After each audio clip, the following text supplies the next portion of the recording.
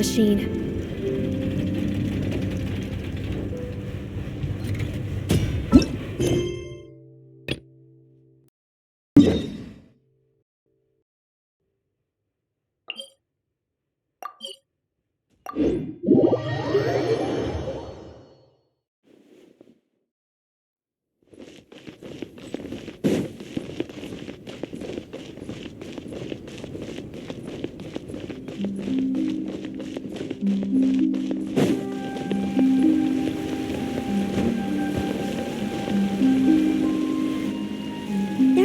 People around anymore.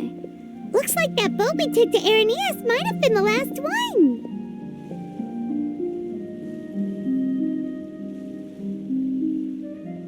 Vache. Looks like we're back here again. Huh? Traveler? Are you hearing voices again? That's kinda spooky. Are you sure we don't want to come back in the morning? Vache? Vache. Hey, why are you still walking towards it? There might be something that... Huh? Hang on. Paimon can kinda hear a voice. It's calling for... Vache, right? Hey, Traveler? Stop walking! Come on, wake up!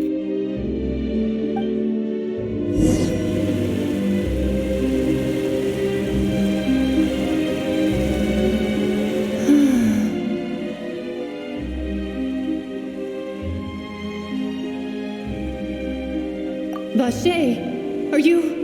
my dear Vache? No, wait. You seem to be someone else. Do you know Vache? Do you know where I'm... Wait. Who am I? I'm very sorry. I fear I do not know. My memories feel like they have been washed away like a flood. So many fragments dissolved amidst the tide, never to be recovered. How much have I lost? How many things that I once held dear while on land have I since forgotten? Yes, that is what I was once. But now, I am but the consciousness of one who has lost their form. I do not know how I came to be like this either.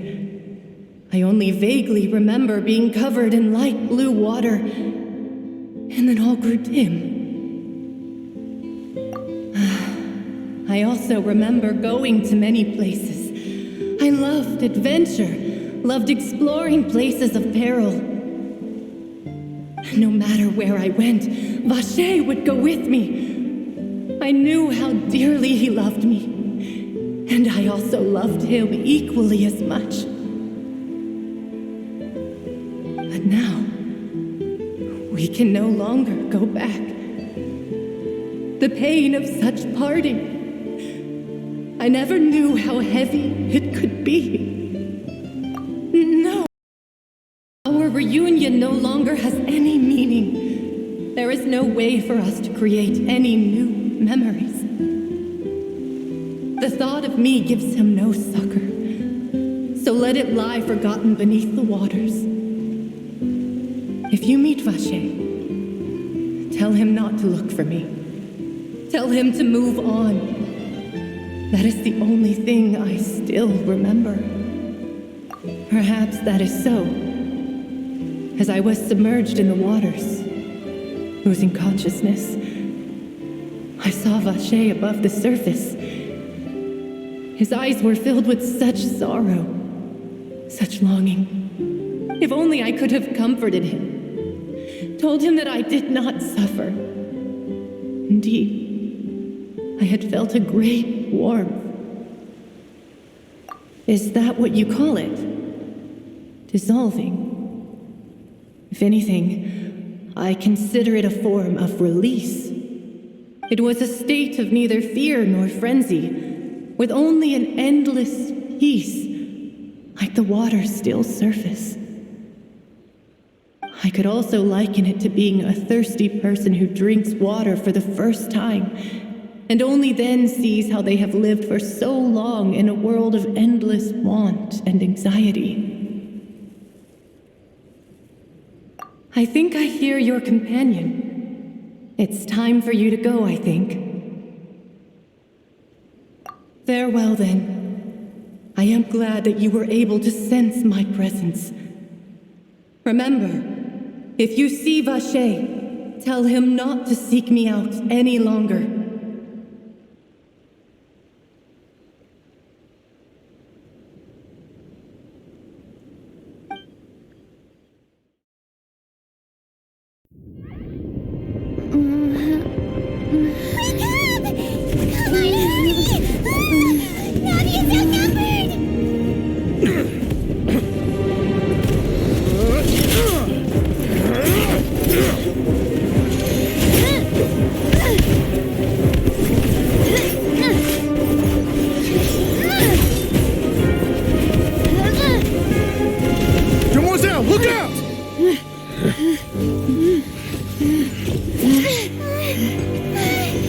Dear God, it's a whole army of Gardamex.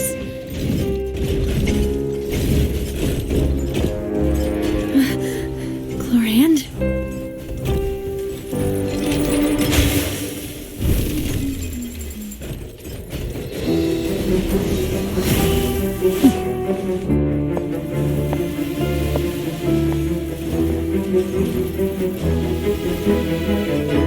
Quick, now's our chance!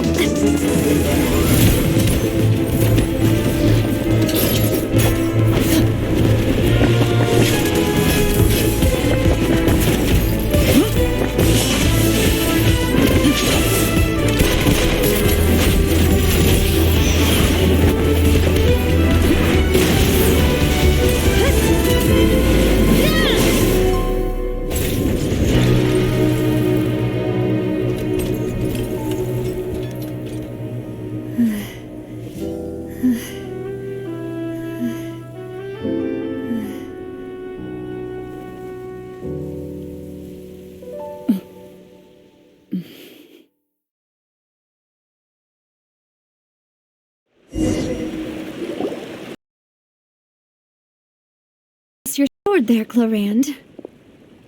But before I do so, do you explain how you managed to show up here? I followed you. It seemed to me that danger has followed you more closely as of late. I believe that following someone without their knowledge is actually called stalking, is it not? Mr. Callus's last wish was for me to ensure your safety, and I will not betray his trust. He would do the same, were he alive today. Do not speak of my father! Sorry, demoiselle. I was not strong enough. Thank you for your aid, Miss Chlorand, but do keep an eye out for your manner of speech. I believe we all wish to avoid unnecessary emotional harm. Sorry, I did not consider your feelings. Whatever. What else do you know? How did you come to the conclusion that I'd be in grave danger?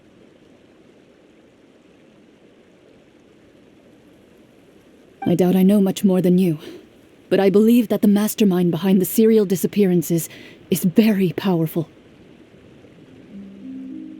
Your performance tonight will almost certainly attract their attention.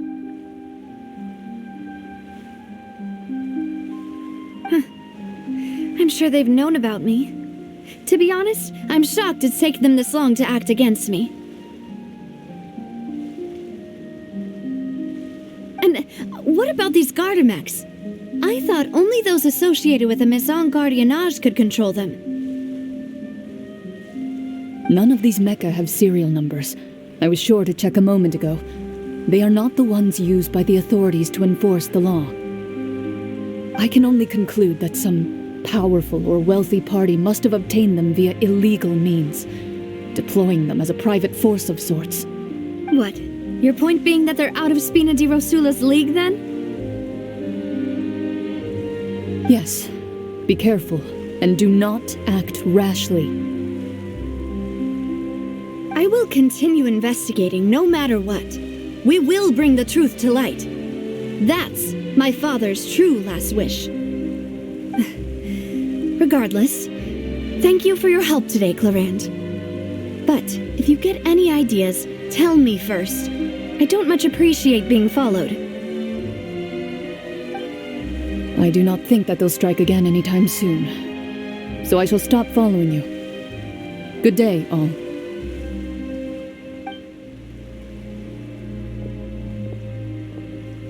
Right. I suppose that's the best news we've gotten today. Demoiselle, I believe that Miss Clarand was being sincere with you. If we tried, we could attempt to thaw relations a little. I know, she's... Oh, thank goodness! Paimon thought we were done for! Those Gardamex came out of nowhere while you were unconscious, and Nadia and her gang saved us! Oh, and there was that champion duelist named Clarand who came out to save us too! We got lucky there. Probably them off otherwise. Oh, come now. Forget all that polite talk. That wasn't really a farewell meal we had back there. Not for me, anyway. In truth, I hope that every meal we have together shall be a victory feast. As such, we're still partners. There's no need to thank me. It will take 50 years for me to match Demoiselle's magnanimity. If it were me, I would have joined the Spina di Rosula on account of her goodwill long ago. All right, you two. That's enough. Actually, Navia, how did you know that we were in danger? You sure did show up in the nick of time. Well, to be honest, you're the one who tipped us off, Paimon. Huh? Really? Paimon contributed somehow? Ooh, Paimon's even more amazing than she thought! Yes, all thanks to you grabbing my drink by mistake. How did that help? After we parted ways, I was on the way back to one of our bases when I suddenly thought of what you said. That the Fanta tasted kind of salty and icky. Fanta only comes in sweet flavors, so how could it have tasted salty? The color of the drink, if I recall, had also been a bit off. So the Fanta had been spiked with water from the primordial sea? Yes. So, if you hadn't drunk that cup for me... Spina di Rosula is preparing the grandest of awards for you as we speak for saving the boss. Huh. Really?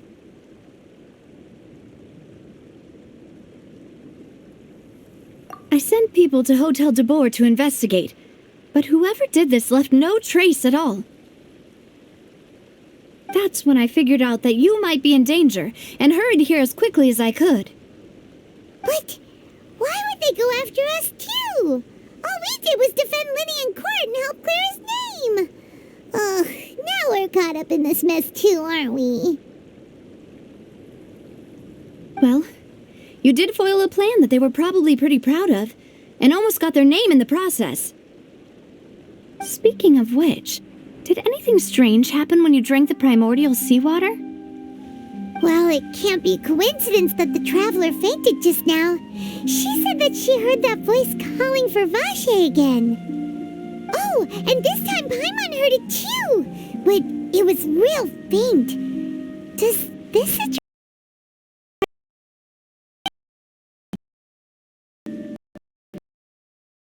seawater raises sensitivity to hydro when it's used on people who are not from Fontaine?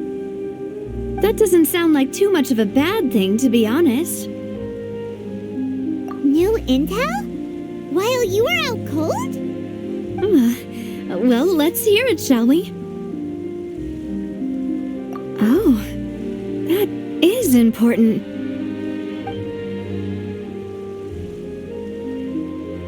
Vacher. That name doesn't ring a bell. I suppose he hasn't stepped forward as a witness in court lately. Since he saw that young woman dissolve, he was at least at the crime scene.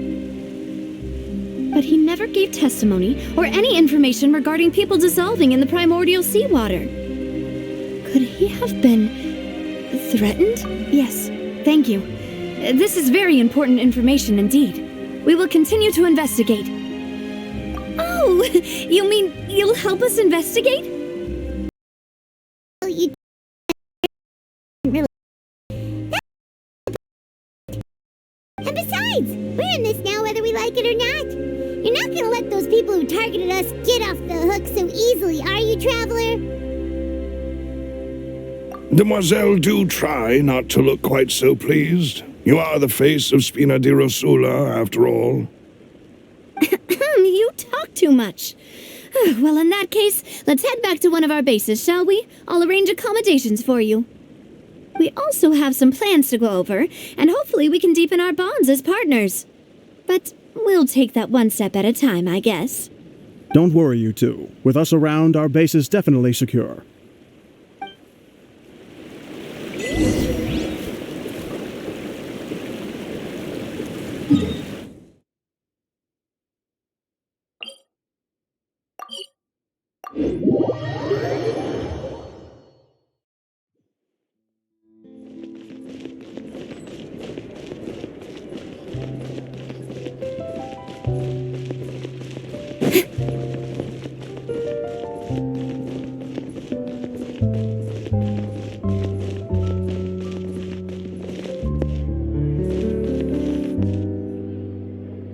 It's right up ahead, but let's make sure we weren't followed first. I've been keeping watch, Demoiselle. I haven't spotted anyone suspicious thus far.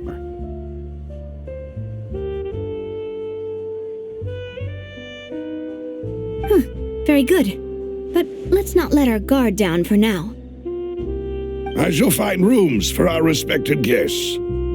Thank you, Malus. Now, let's continue, Traveler.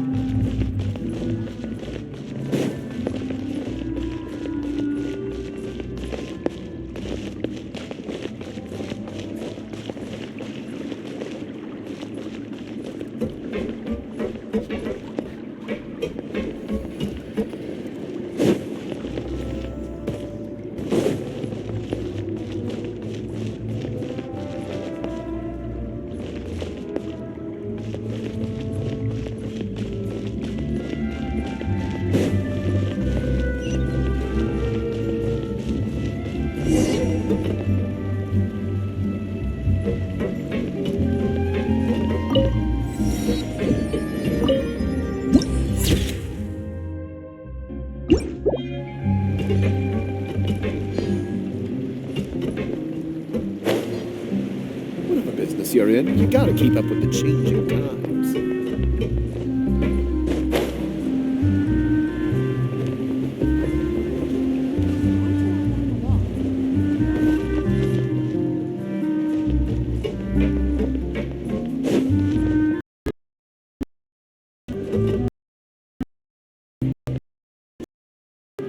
problem's too big to solve.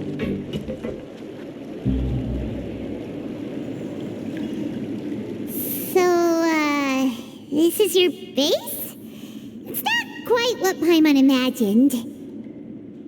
Your accommodations have been arranged. Under the present circumstances, I can confidently say it's the best we have. Well, our funds have been a little tight lately.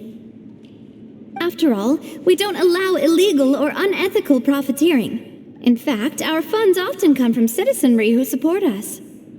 Seems like it's tough times for everyone.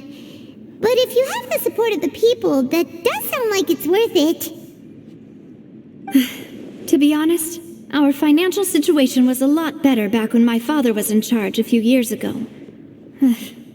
I'm afraid I'm not quite his equal. Your father, he was the previous boss of Spina di Rosula, right? How did he... Demoiselle, if you'll allow me to explain. No. I'll explain it myself. I suppose I couldn't run from this topic forever. And as partners, this is something I hope they can understand. My father's name is Callus. Yes, the same one they call Callus the Unfaithful in the streets.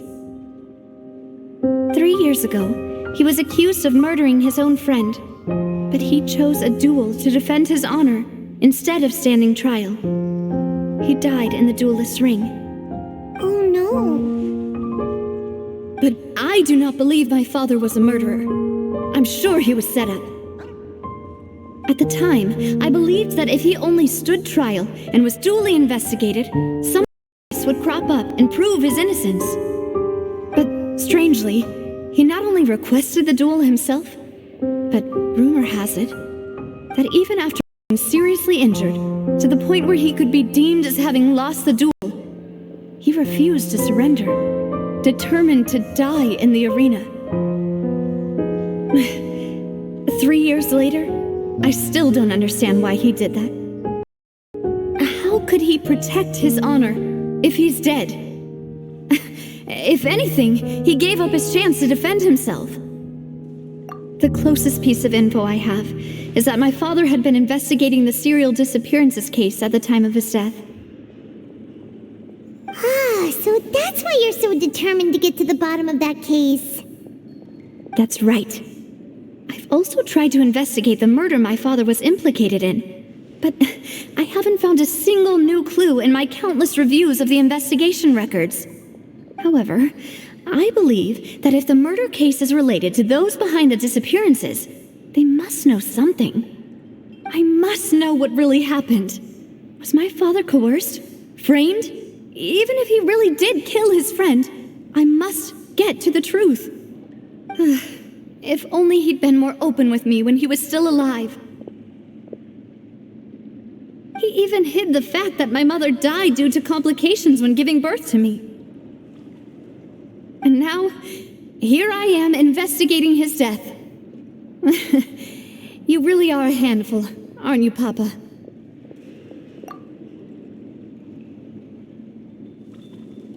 Demoiselle, please, if there is anything I can do, anything at all.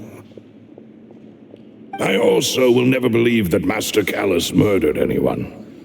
There are none whom I respect more than the two of you, Demoiselle. Master Callus did so much good in life, yet all it took was one murder case for him to be dubbed Callus the Unfaithful. Even our supporters decreased due to that incident, hence our strained finances at present. Wait, if Callus was such a good man, wouldn't people at least be a little suspicious when he was accused? No. Perhaps people just revel in that kind of drama. It's not something exclusive to people from Fontaine, really. Everyone's like that. People love watching the evil turn over a new leaf, but they also enjoy watching good people fall into an abyss from one slip-up just as much.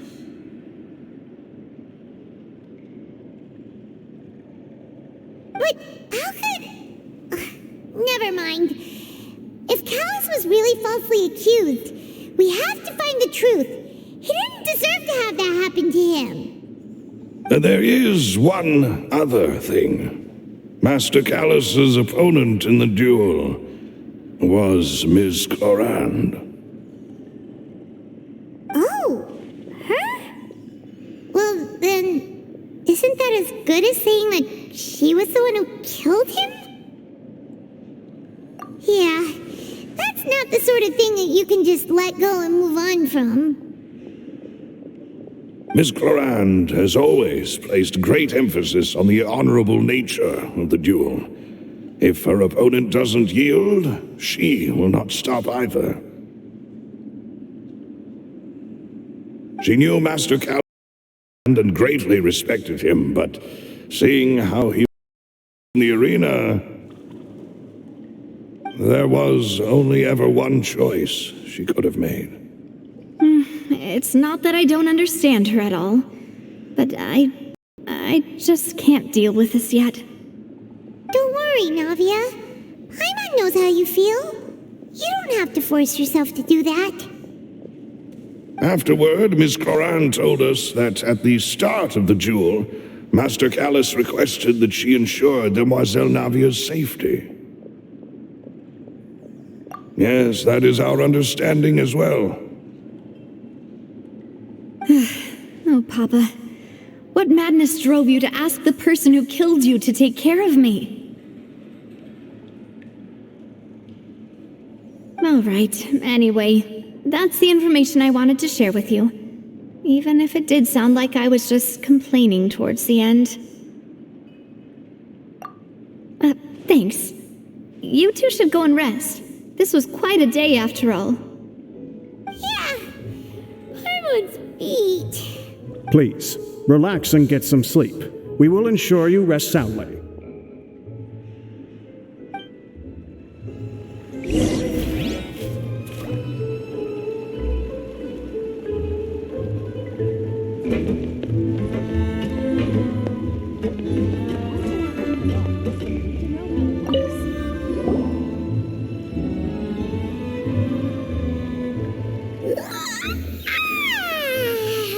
Paimon slept so well.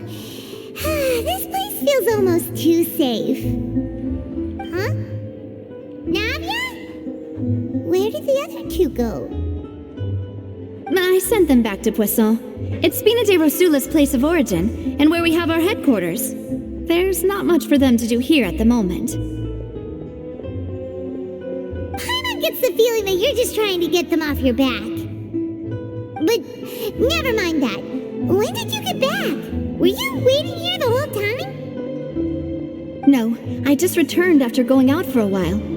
I did some investigating yesterday regarding the name Vacher. Wait, so you didn't sleep at all? How could I after having such critical new evidence appear? Guess Paimon wasn't speaking for everyone. Unfortunately, this name seems to have been wiped from existence. It doesn't seem to have a match anywhere.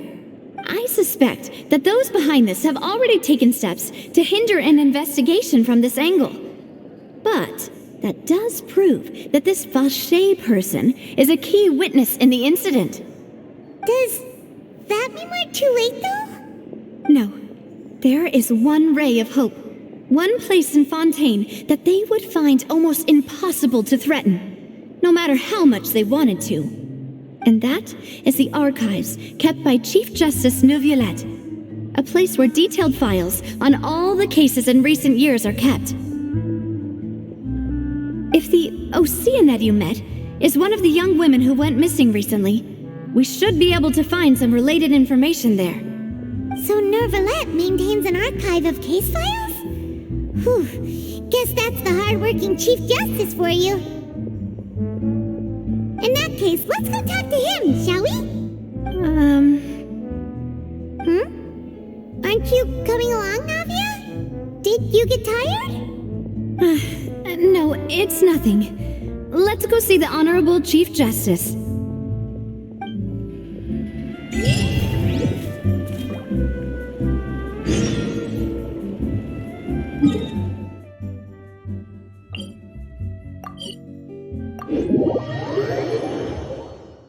The Palais is right up ahead. Come on.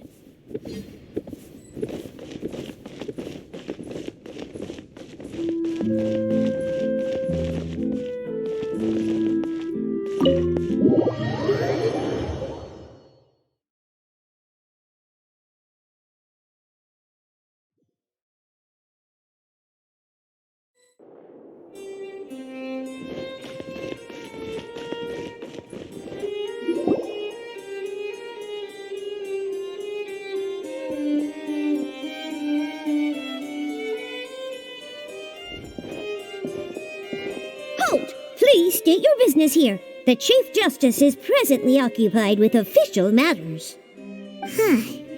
This place does look pretty heavily guarded. Guess that proves that Nervalet's files are really secure. Hey, don't you recognize us? Huh? Who are you?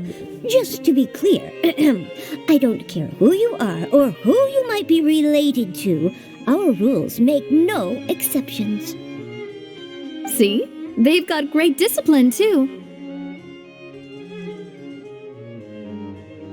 Yep, Hyman can tell. If you're here just to crack jokes, I can point you towards the exit.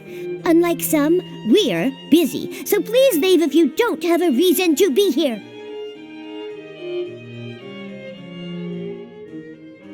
No. What I meant to say is, shouldn't you remember us from a few days ago? We were at the trial of the great magician Linny. Oh, yes, I remember. I read about it in the Steambird. You must be Linny's attorneys. It's all coming back to me now. We're here today to report and archive some information on a follow-up case.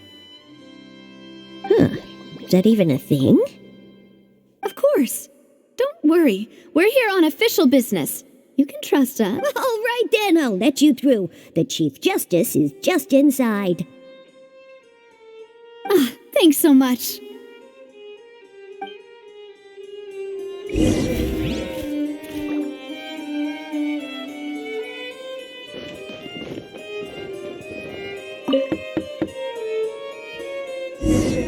Please come in.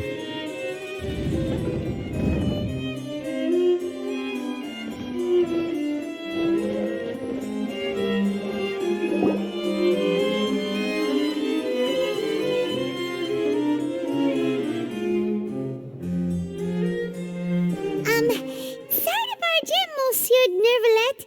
We only lied to get in because we didn't know any other way.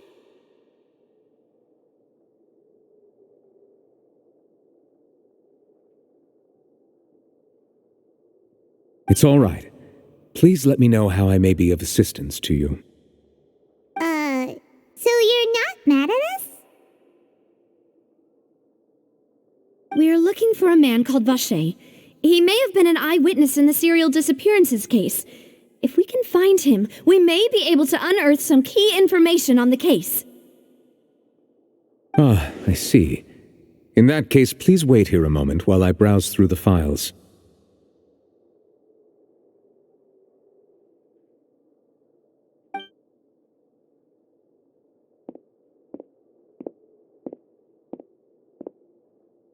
Who knew that Nervalet would be so easy to talk to?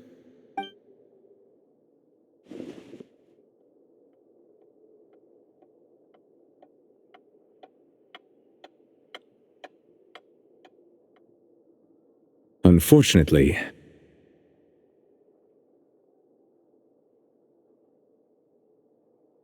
I'm quite certain that no one by the name of Vacher has been involved in any case, criminal or civil, in the past several years. There are no records of him either in the files or in my memory. Traveler, what if it was really just a dream? Is that so? All right then. Thank you so much, Monsieur Neuvillette. We'll take our leave now.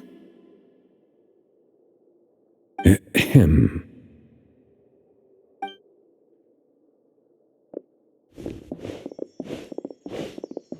Miss Navia, I can understand how you feel. Your father, Callus, was a truly exceptional man. We deeply regret his passing. And what are you trying to say, Monsieur Neuvillette? Are you trying to console me? Extend your sympathy? Or just express some tendril of regret? No, you are not trying to do any of that. I can hear it in your voice. There's no emotion behind your words. You only said those things because you felt like you should. It's just like last time. After my father took his place in the duelist ring, I pushed through the guards to talk to you as a last resort. You even told me then that you thought there was something fishy with the case, yet you still allowed the duel to go ahead. In your eyes, the value of a human life is nothing compared to those cold laws you hold so dear. If you truly regret my father's death, then why didn't you call a stop to the duel? Why didn't you give me the power to stop him from throwing his life away? Why did you just let him die, despised and hated by all? Everything was hanging on a thread at that moment. Just the tiniest effort could have changed everything. There are still so many things I never got to tell him. So many questions he still owes me answers to. If you really have no heart, then just look me in the eyes. I, Navia, will show you the true meaning of regret.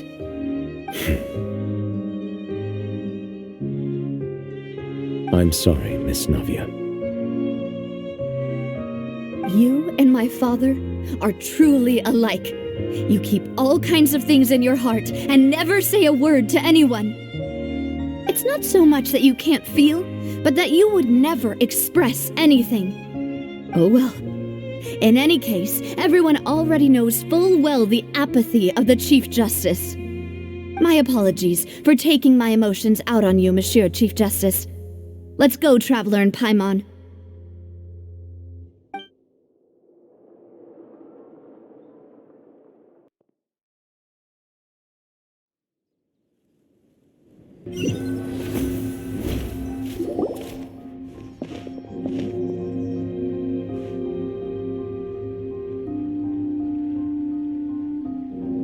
Navia, are you okay?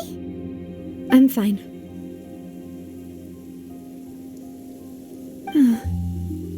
Rain. It's raining. You're right. Wasn't it still sunny when we went into the building? And there shouldn't be any active trials today. How strange. Now that I think of it, on the day my father was convicted of murder, it was also raining. What is it? Did you think of something? Yeah, he was outside. It was uncovered and the rain could fall there. Why? Do you think the rain could have affected the crime scene? That thought has occurred to us before. We've even expanded the search area to try to account for that, but didn't find anything of value. Oh? Wait. You don't mean... So you're saying that the true murderer could have been turned into water and then got washed away with the rain? Yeah, and if that's what had happened, then no one would have believed your dad, even if he explained what he saw to the authorities. I really think I found a true genius for a partner. You're completely right. How did I not connect the dots earlier? All right, let's go to Poisson. With this new lead in mind, we'll get to the bottom of my father's case for sure. Yeah, we're gonna make progress for sure this time. Do you want to go with me now? Or do you want to head over by yourself later? Great, let's go then.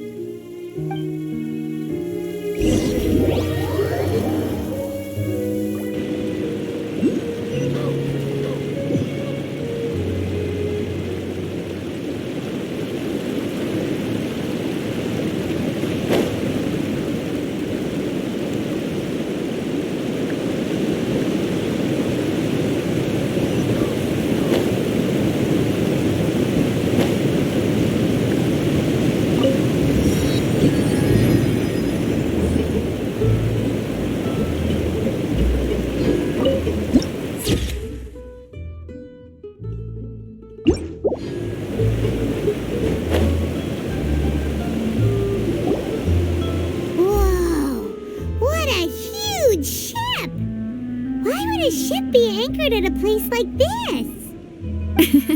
There's no need to be so surprised. While it may look like a ship, it's actually Spina di Rosula's headquarters. To be built like that, perhaps our interior design is the only thing we occasionally had in common. A gigantic and glamorous ship embodies discovery, opportunity, ambition, and conquest. It symbolizes Spina di Rosula's bright and limitless future. And Paimon thought you were bluffing when you said Spina di Rosula had a glorious past. Paimon was confused why a group with such a history would live in the sewers. But now that Paimon has seen this ship for herself, she's been convinced. Well, Poisson is where Spina di Rosula began, after all. It's our main base, our home.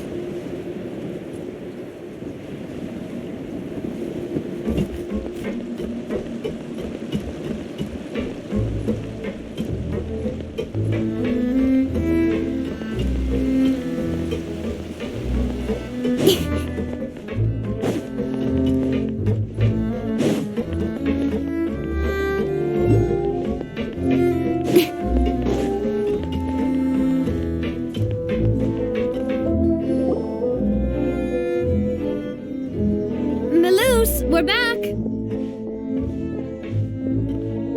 Apologies for the wait, demoiselle, and our most important partners. You said before that you still had some business at the court. What brings you back to Poisson so quickly? About that. It's because my partner here reminded me of something really important. You see, what if my father's case had something to do with water from the primordial sea? You still remember, right, Malus? On that night, it was raining?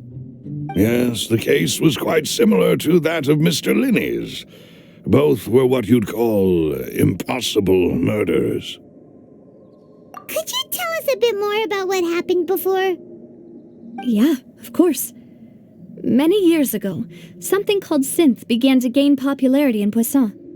At a glance, it was a kind of drink that could excite your mood and produce many pleasant hallucinations. Wait! Didn't that guard guy who turned into water also mention that the primordial water could be used to produce some kind of potion? Yes, he did. Considering what we know now, it's almost certain that synth is created using water from the primordial sea. If you drink synth for an extended amount of time, you'll suffer many side effects, such as losing the ability to focus or control your emotions. And if you were to stop drinking it completely, you'll experience flashes of paranoia and anxiety while lacking energy to do anything. It's an extremely dangerous substance. As he oversaw Poisson, my father was compelled to put a stop to synth abuse and called for a complete ban of it. Boss's uncompromising attitude incurred the synth vendor's wrath, but no matter how much they threatened or bribed him, he refused to yield. Not only that, Boss became determined to find the mastermind behind the synth operation and put an end to the problem once and for all. Yes, but the enemy was very cunning. So he could never get anything out of the dealers, all of whom only sold the stuff and weren't privy to the rest of the operation. Recognizing that, my father decided to contact the dealers in secret and cultivate personal relationships with them. Finally, he was able to convince someone to become his informant. The man's name was Jacques. He felt greatly ashamed about his work after seeing many families destroyed by synth abuse. That night, my father hosted a banquet at his countryside estate. He planned to meet up and exchange information with Jacques over some food. But then, we heard 2 gunshots from the courtyard. We raced to the scene and found my father, still holding a gun, and Jacques, who was already dead on the ground. Huh? How did that happen? Aren't they on the same side? Sounds just like Lenny's case, doesn't it? In both cases, the culprit seemed obvious, but neither appeared to have any motive at all. Looking back on it, though, I now believe the most important clue was something we all overlooked at the time. There were pieces of clothing left at the scene. Precisely. It's all thanks to you that I made the connection now. Back then, we all just thought they were some costumes that Jacques used to disguise himself at the banquet. But, considering it now, it's almost certain that they belong to a third person at the scene. With one extra person, we'll also need to reconsider why the 2 shots were fired. You're right. We still don't know what happened. But my intuition tells me that we're on the right track to figuring it all out. I'm finally headed towards the truth. Jacques was an empathetic man who was infinitely remorseful for his past actions. It's unlikely that he turned on Boss with 0 warning. I think this third person is probably the key to the full truth. On that note, however, even though this will not please you, demoiselle, as your and your father's butler, I must still offer a word of warning. Our opponent is insidious and cruel. They are extremely difficult to deal with, and Boss has already lost his life trying to bring them to justice. Even though Spina de Rosula has lost most of its former glory, Poisson has welcomed a new time of peace, and we have been allowed to live out our lives. There is no need to follow your father's path. It would be both wise and in line with Boss's wishes to step back and give up on the case. If that's indeed what he wished for, then he should have told me that himself. Was I not the closest person to him? And yet I was the one most kept in the dark. What was the point of him dying without sharing any of the secrets he knew? Did he manage to protect anything in the end? Synth is still here. Callus the Unfaithful is still his epithet. And Spina di Rosula is barely getting by. Nothing has changed. Did he think I'd just accept his meaningless death and live out my life just as meaninglessly? I've never accepted that, ever. Not since that day, and certainly not now.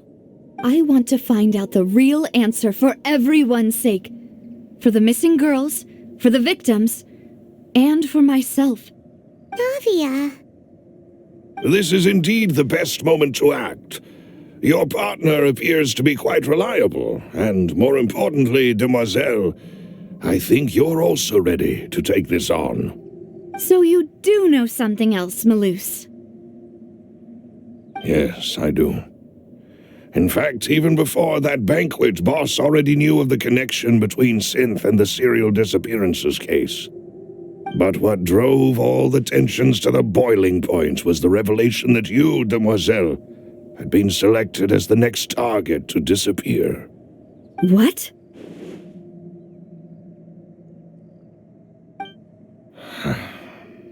Boss also didn't tell you that he had been diagnosed with a rare illness. The doctors told him that he had no more than 5 years left to live. And the serial disappearances case caused him great anxiety. 5 years was nowhere near enough time to resolve this long-standing conflict, but once he passed away, all the danger would pass on to you. Knowing all of this, he decided to use one final intimidation tactic before his death.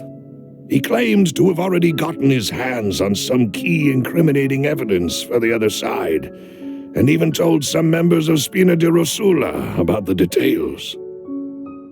But as long as you remained safe, he would not share the evidence with the public. If something were to happen to you, then he and all those he told would immediately expose all they knew about Synth and the disappeared victims. Right, so nobody would be able to get off scot-free. As we've seen, Boss's tactic has worked. Even though Boss has been gone for a long time, the other side has not tried to take Demoiselle's life. No, I don't believe it. He never appeared to look sick to me. No father wants their daughter to see them weak and haggard, especially someone as proud as Boss. To him, dying in a duel and suffering lasting dishonor as the unfaithful was still far preferable than losing face in front of his daughter.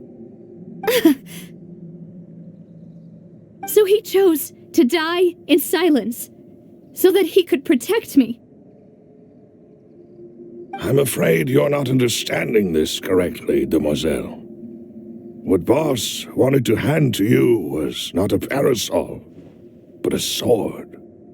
If Boss's spirit could hear you telling me that you want to find the answer for the sake of everyone involved, I'm sure he'd be extremely proud. That fool. Couldn't he have just given it to me straight? No. He might have set up everything precisely because he never thought I'd be able to understand him. Is that the amount of confidence he had in me? And what if I was never able to make it to where I am now? Yeah. I suppose that's true. With the way he'd set things up, if I had wanted, I could have just lived out my life without a care in the world. But thankfully, he rarely talked to me about complex matters, and thus understood little of me as a person. In this case, he really didn't need to give me an easy way out. Malus, what was the key evidence that he shared with you? It's the location where Synth is produced.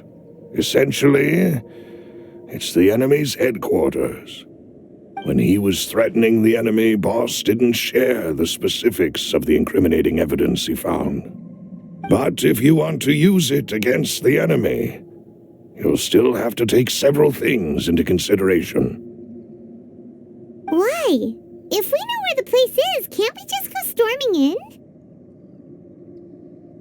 You mustn't forget that we're fighting against a mysterious and dangerous organization that's been in operation for decades. There's no telling what might be lying in wait at their headquarters. We also have no idea what kind of evidence we may be able to find inside, nor what people we may be able to capture. But a single visit to their headquarters would be tantamount to a formal declaration of war. The worst case would be that we leave empty-handed, but also open ourselves up to full retaliation. Then, in that case, why not work with the Fontaine authorities? Well, you saw one of them dissolve during Mr. Linney's case. We have no idea just how thoroughly they may have been infiltrated. That's true. Seems my father really had no choice. But things are different now.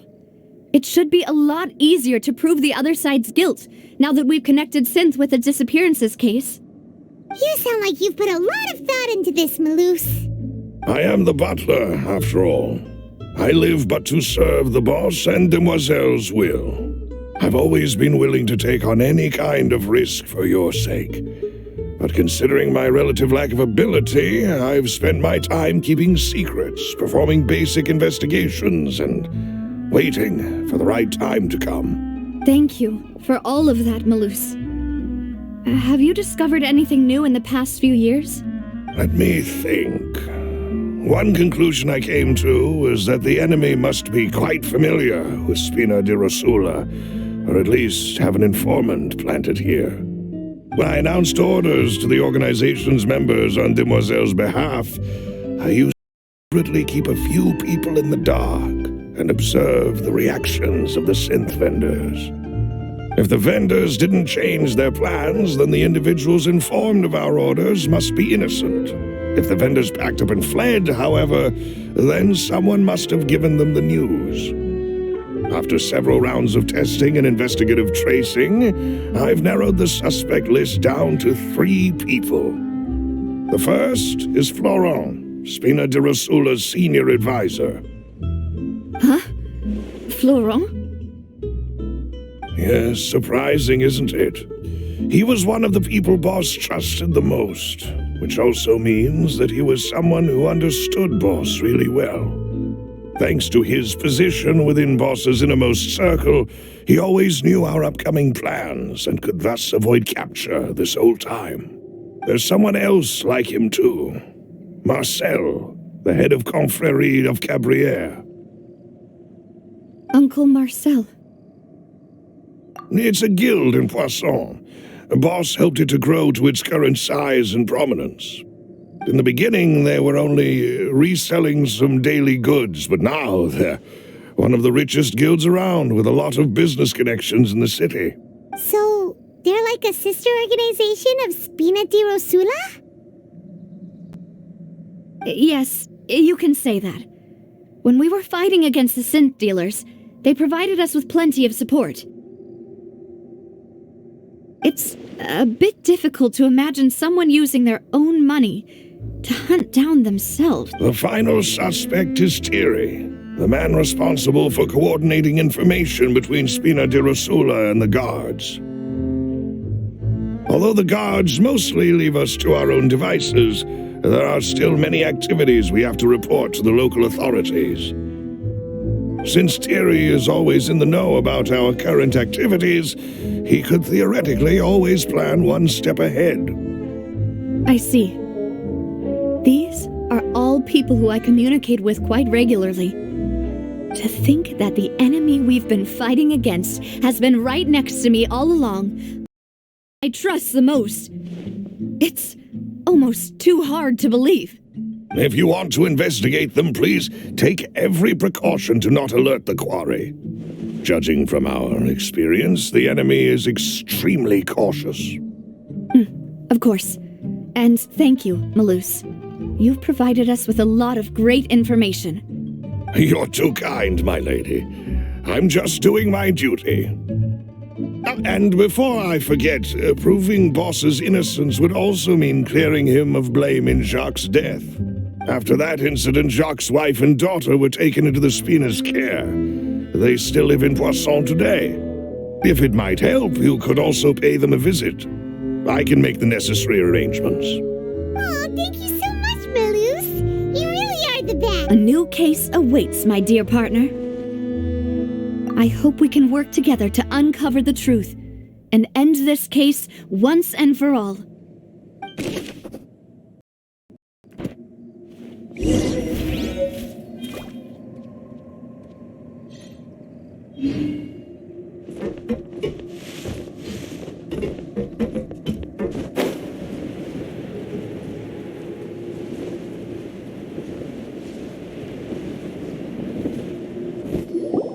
It is settled, then. Please excuse me, and enjoy your conversation at your leisure.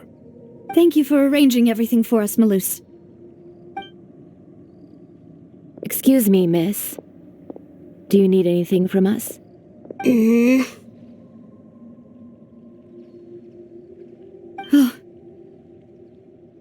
Hey, Navia's all quiet. This isn't like her at all. I'm sorry that I only came to visit after all this time. After what happened, I didn't know face the two of you. If it's about that, there's no need to apologize. After my husband died, Spina di Rosula sent us a lot of mora and support. I understood your guilt and apology to be genuine. But aren't all of those things nothing compared to the loss of Jacques? I can understand the kind of pain that comes with losing a father so needlessly. You don't understand at all. I didn't know how to face you, because I didn't know what I could possibly bring as a consolation gift. I know only the full truth could bring closure to you, and to all of us. I'm sorry. I appreciate the sentiment, but you don't have to carry all that guilt. On the matter regarding my husband, my daughter and I have more or less found our answer already. Would you mind sharing it with me? I really can't believe that my father could ever bring himself to shoot Jacques. I always knew that my husband's money was earned through others' suffering. He told me countless times that if he could turn back the clock, he would never go into the synth business again. He had many regrets, and felt that he took the idea of providing for his family too literally. For the longest time, he thought Mora was everything. So when Mr. Callis came to him with a proposal, he accepted it almost immediately. He tried to be as careful as he could, but even so, he was still found out by the higher-ups. They found out about his betrayal? Papa didn't say that exactly, but Papa did tell me that I should never be ungrateful. Before he left that day, he told me that he had no choice. It was only later that I realized it was his final farewell to the two of us. I don't know that for sure, but you could say that's the conclusion I eventually came to. Which is why I'm the one who should feel guilty. Callis had always taken great care of us, both when he was still alive and after he passed away. Even if he fired the shot that killed my husband, it was likely in self-defense. It is impossible for me to hate him for what he had done. But Mama, why is Papa still the bad guy if he did the right thing? Papa always wanted to be a good man, so why did he have to do a bad thing in the end? Well, things aren't always as they seem. You still feel like your papa was a good man, right? Yeah, Papa was a really good man. The whole world. Then you should hold on to that. If a good man had to do a bad thing, then he must have had his reasons, regardless of whether he left you a parasol or a sword. He must have done so to give you a better life. Oh. Thank you for everything you've told me. I will definitely find the truth. The current state of things is not something I'm willing to just sit back and accept. Thank you. I'm very grateful to hear this from you. Even though your personality is quite different from your father's, your determination when you speak is really similar. You really think so? That's the first time anyone said that to me.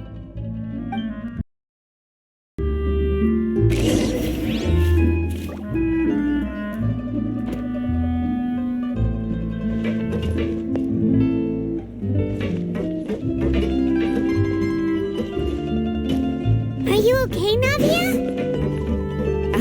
I'm fine. Don't worry. Let's investigate the 3 suspects next. Florence should be nearby, and we should be able to find Thierry and Uncle Marcel in the city. I'll get myself together on the way. Greetings, boss. How may I be of assistance today? I'm sure you've heard about what happened at the Opera House. Someone got turned into water right in front of us. Yeah, I've heard. With something that dramatic, I'm sure journalists will milk it for all it's worth. And it'll be all the talk for the next several weeks. It also reminded me, on the day that the incident happened with my father, it was raining outside, and we found some clothes left at the scene. After my partner here put the dots together for me, I feel like we should try to reopen his case. Can you do me a favor and try to recall what happened that night? Let me think. Mr. Callis was feeling pretty upbeat that day, so he was drinking and bantering away with us at the table. After that, he told us that he wanted to go get some. so we let him go without thinking much of it. Who knew that we would hear 2 gunshots ring out right after? My first reaction was that Mr. Callus's life was in danger, so I grabbed my holster and made a mad dash toward the scene. But when I got there, it was already too late. Mr. Callus was standing over a dead body with a gun in his hands. All we could do was look back and forth at each other, not knowing what to say. So you also remember 2 gunshots then? Indeed.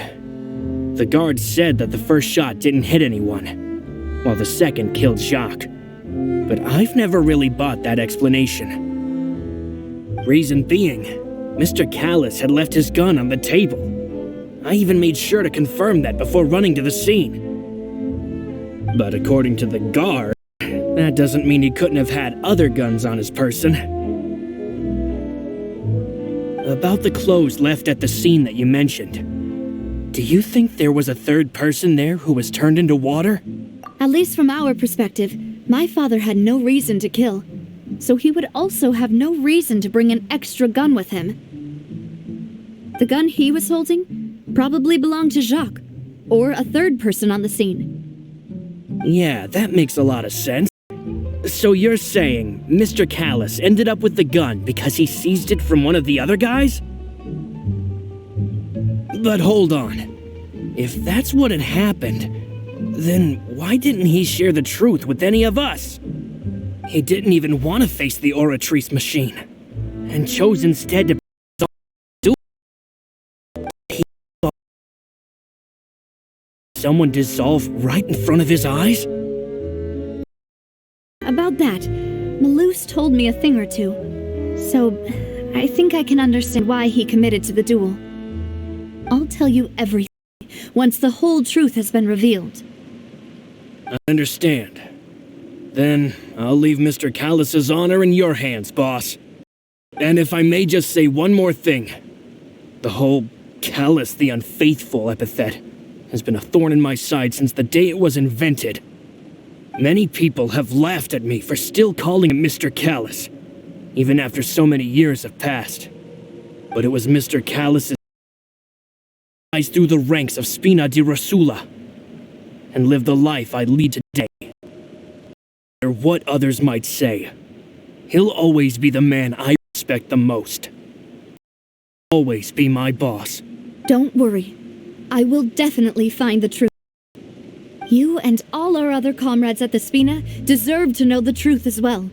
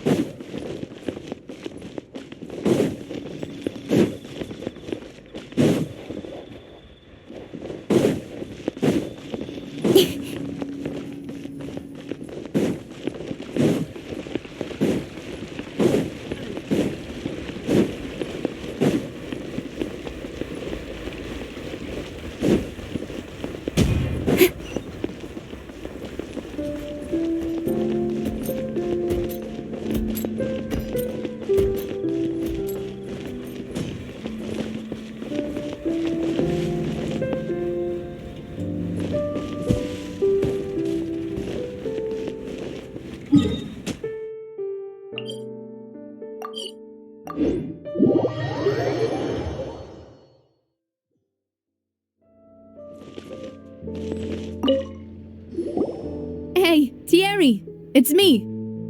Oh, now, what brings you here, Miss Navia? I've heard that you made quite the name for yourself at the Opera House. Oh, so you've got news of that already. Oh, okay. Hey, I'm also a member of the Guards, you know. The way you make it sound, people would think I was sent off to Poisson because I had done something wrong. Are you sure there isn't a little bit of truth in that? Under normal circumstances, shouldn't you have been called back to the city already? I mean, where I work is really up to me. Let's just say I enjoy the ambiance of Poisson. Callis did a fantastic job running the town, building Spina di Rosula from the ground up and clearing many obstructions in my way. It would be next to impossible for me to find a similarly easy but high-paying job in the city. Anyway, enough chit-chat. Are these two friends of yours? You, here for some formal business? Yes. These two are my partners. What happened at the Opera House made us realize that Lenny's case and my father's may be related.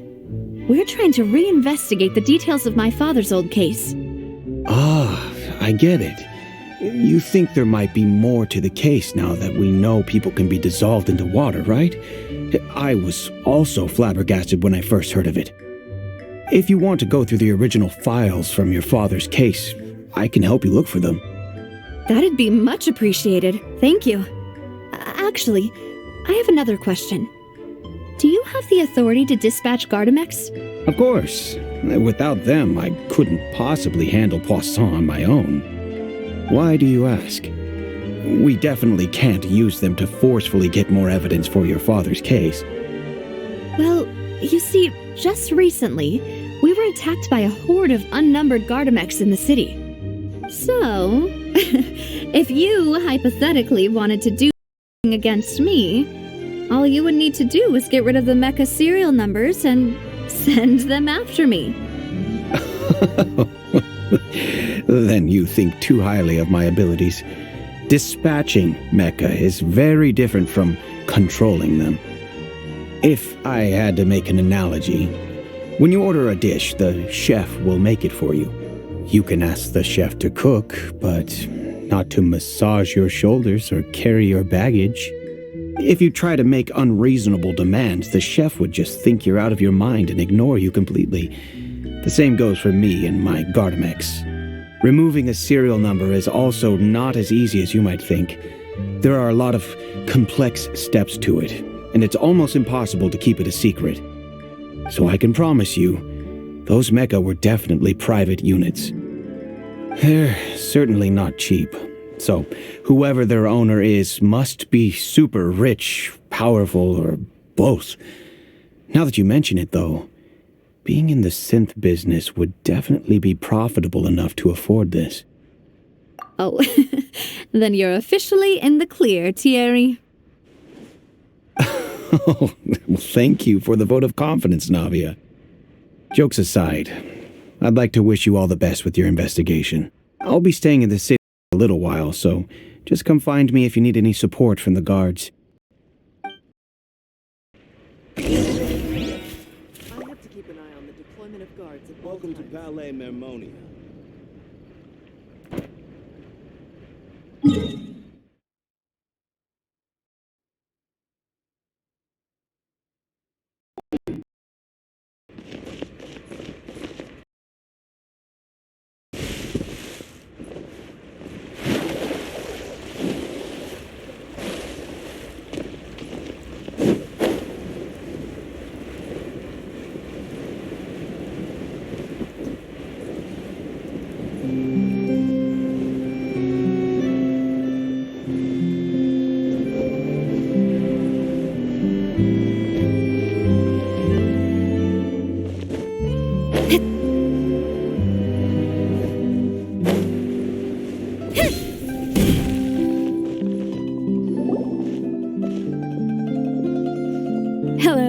How may I help you? I'm here to see Marcel. Could you please let him know? You can just say Navia. Sure, I will let him know right away.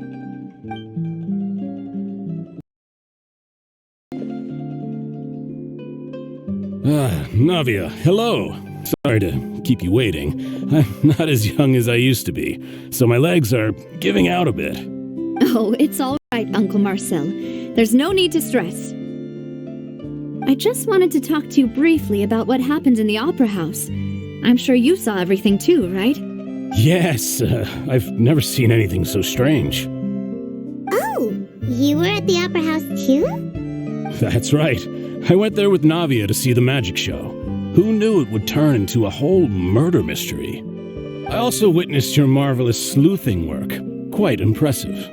To beat the Hydro Archon at her own game on her own turf, I can already imagine everyone in Fontaine discussing your exploits over a few glasses of wine. Oh, Paimon doesn't want to become the talk of drunkards. Apologies. It's just how Fontaine is as a nation. Everyone loves drama and theatrics. Uncle Marcel, you've also noticed that other thing, right? The fact that humans can dissolve in water? Yes, I was reminded of your father's case right away. Is that what you're investigating? Exactly. I still don't have much solid proof, but I can sense that the other side has already begun to act. Oh, and what makes you say that? We were attacked on Araneus by some unnumbered Gardamex. And there was also an attempt to get me to drink water from the primordial sea. If not for the vigilance of my partner, I probably wouldn't even be here talking to you right now. Oh, you're giving us too much credit. Wasn't it you who protected us? Alas, it seems things are heating up again. The peace that Callus sought so dearly will soon become a thing of the past. But rest assured, Navia, Poisson will always remain a safe haven for you. If you're scared, you can always return there. If anyone dares to lay their hands on you there, the Confrérie of Cabrières will use its funds to the last Mora to bring them to justice. Thank you, Uncle Marcel. But I don't intend to go into hiding. I'm going to strike while the... Do you have any new thoughts on my father's case? About that. Sorry, my age is catching up with me, so it'll take me a while to recall my memory. The Confrérie was responsible for that banquet, so I was out and about the whole time making sure things were running smoothly. I didn't even have the time to drink with the guests. I heard the sound of a gunshot, and the rest was history. Oh, it's okay. No need to push yourself. We'll ask around some more. See if there are any valuable clues else. Sounds good. Just let me know. Mora. All my wealth comes from Callus's patronage and support. I'll spend however much it takes to clear his name.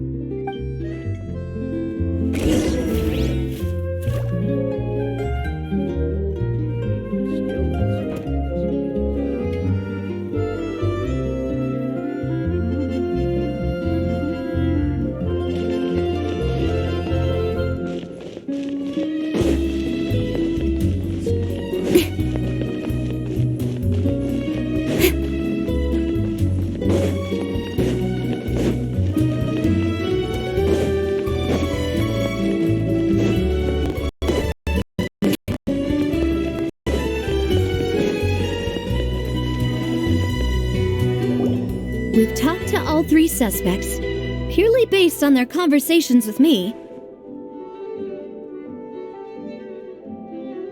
None of them sounded particularly suspicious.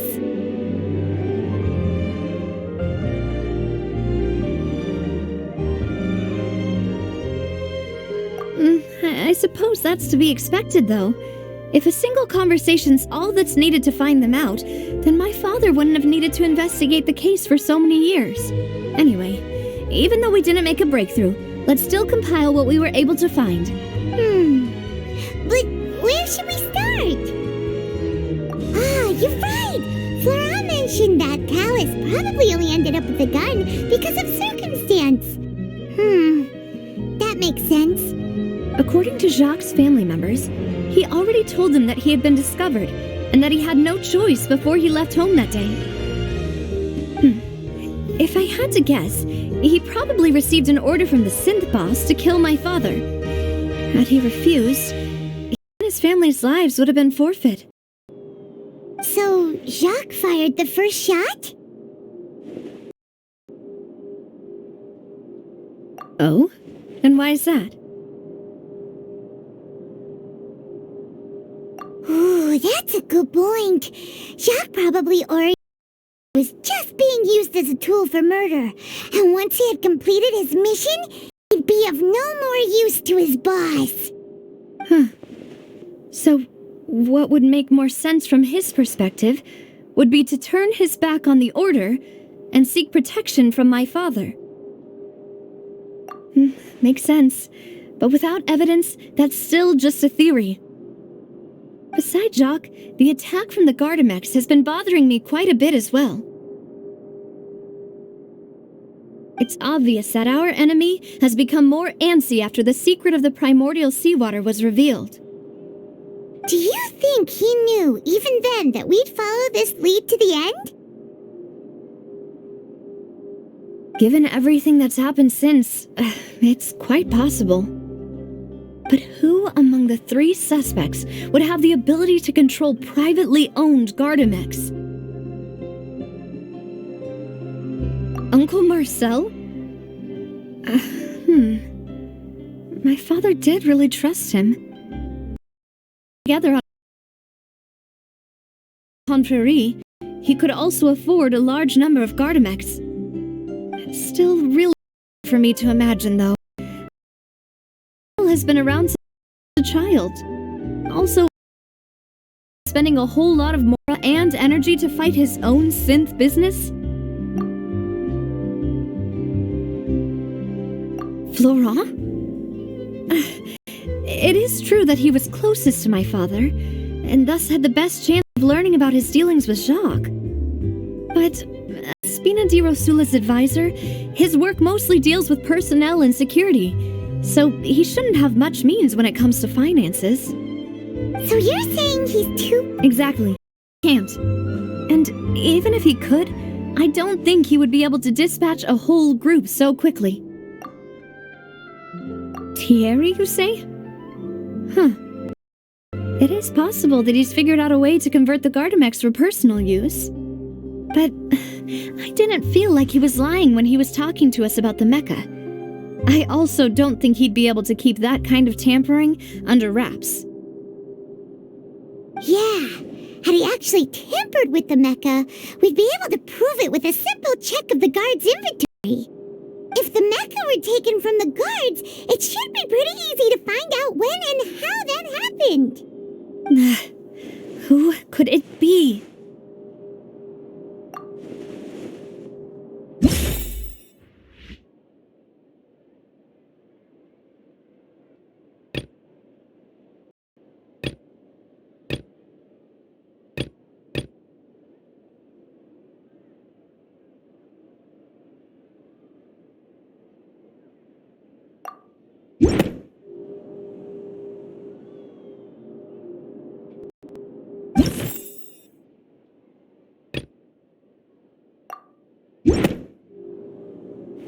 You know, if you think everything through, Uncle Marcel is indeed the most suspicious of them all. Could we be missing other suspects?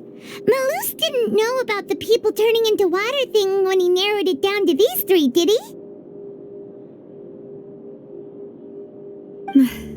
Malus has always been very reliable, and his judgment of others' trustworthiness has been fair and well considered.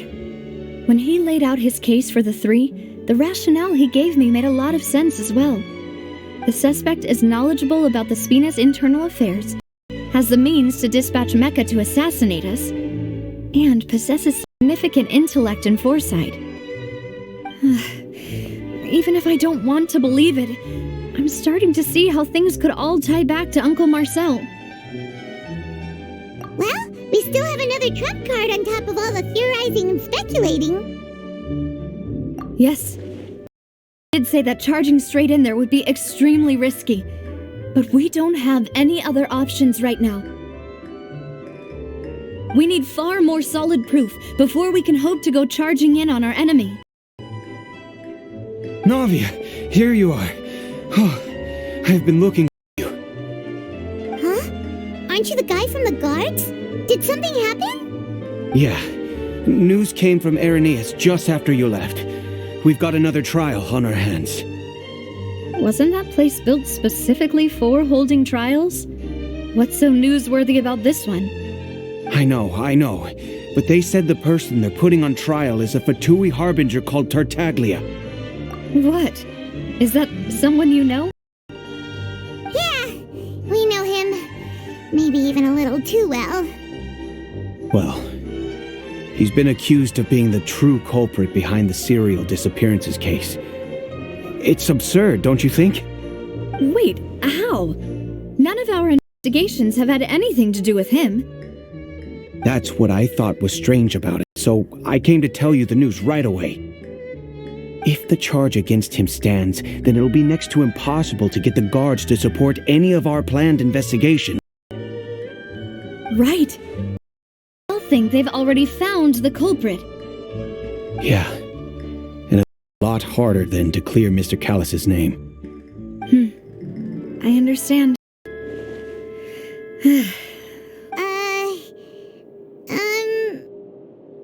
Huh? Split up? What do you mean?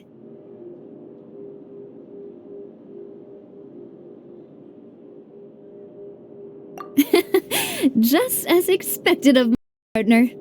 Since this is a trial about the serial disappearances case, the culprit's attention will be focused on Irenaeus, leaving his home base wide open. You're right. This is our best opportunity. All right then, let's do this. Install them at the Opera House and charge Marcel as the true culprit. I won't of making that charge stick, though, unless we find more evidence. It'll be up to you to make it back in time and hand the decisive evidence to me. We'll help you, just like you helped us in his trial.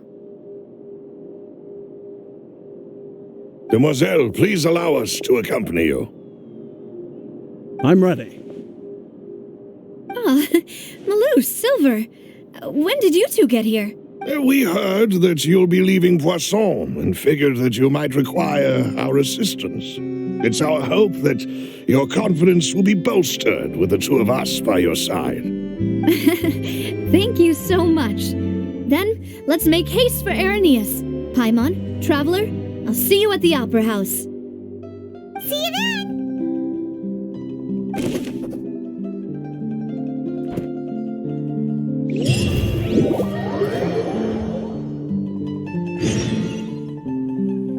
Now that Navia has set out for Irenaeus, we should also get going. The location has already been marked on the map, so let's head over.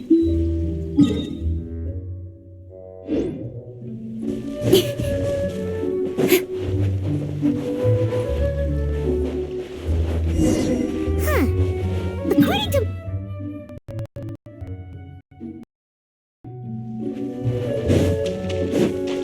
Let's go and try to find the entrance.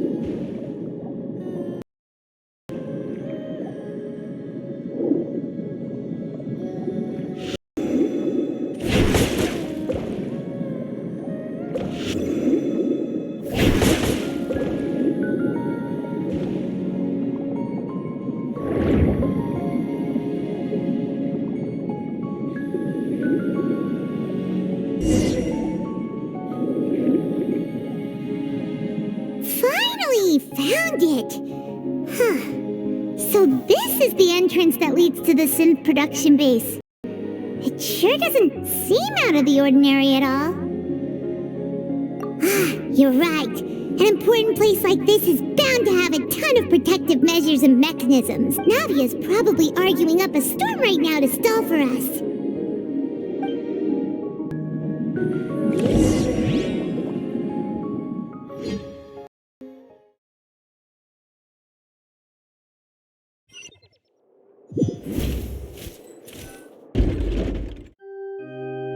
It would appear that I must repeat my question again. Do you accept the charge that you are the true culprit behind the serial case? To be perfectly honest, I don't understand your country's complicated court system, or the reason why I'm being charged with something I've never even heard of. However, I did hear that people who have been charged can choose to participate in the game. Is that right? In which case, as long as I accept the charge, I can have an all-out fight with that champion duelist Clorend, right? I've got to admit, that's one of the most enticing offers I've ever received. When I privately sparred with her last time, she was obviously holding back. Real disappointing. Hey, don't you understand? You're currently the prime suspect for a major case. This isn't the place for you to be looking for fights. Oh? Sounds like the Hydro Archon wants to lecture me on the ways of the Opera House. Then why don't you duel me too? I'm the kind of student that learns best in the heat of battle. No. That's not what I meant. Alas, it would appear that communication with the defendant is going poorly, and we have made very little progress. In that case, let me explain everything from the very beginning again. The goal of this trial is to determine the culprit behind the serial disappearances case. That case had nothing to do with him. You've got the wrong man. Huh? What's going on? Why is she interjecting again? I told you it couldn't be one of the f***ers. Miss Navia, this is the second time you've interrupted the court proceedings. I only tolerated your behavior last time because you were able to provide the court with a key eyewitness. But that was an exception rather than standard court protocol. I can very well charge you with contempt of court for your interjections. Oh, please. Did you ever think I had any respect for this place's pointless theatrics? We can put that discussion aside for now. I'm not here to argue with you. I'm here to charge the true culprit behind the serial disappearances case. And if my charges prove true, then Tartaglia here will be proven innocent by default, correct? Oh, a young lady has charged in and offered to clear my name. How fascinating. Well, I'd gotten half bored to death by all these rules and procedures anyway, so I'll take you up on that offer. So, Your Honor, is there nothing else for me to do now? You may take a seat for now in the audience, but that doesn't mean the suspicions against you have been lifted. Now then, Miss Navia, who is the person you would like to charge instead? That person is...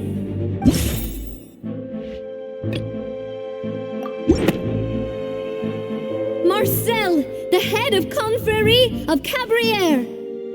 Huh? What confrérie? Never heard of them in my life. I've heard of them, but weren't they Spina di Rosula's sister organization? Oh, is this going to be a friends to enemies type situation? Please let me remind you, Miss Navia, that charging someone is an incredibly serious matter. Committing to the charge also means taking on the legal responsibilities associated with it.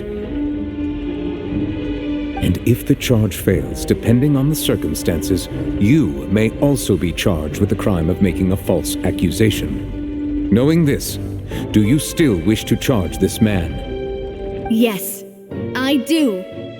In that case, I declare the charge to be valid. Miss Navia and attorneys, please take your places on the court. Members of the guards, please contact Mr. Marcel right away so that he may stand trial.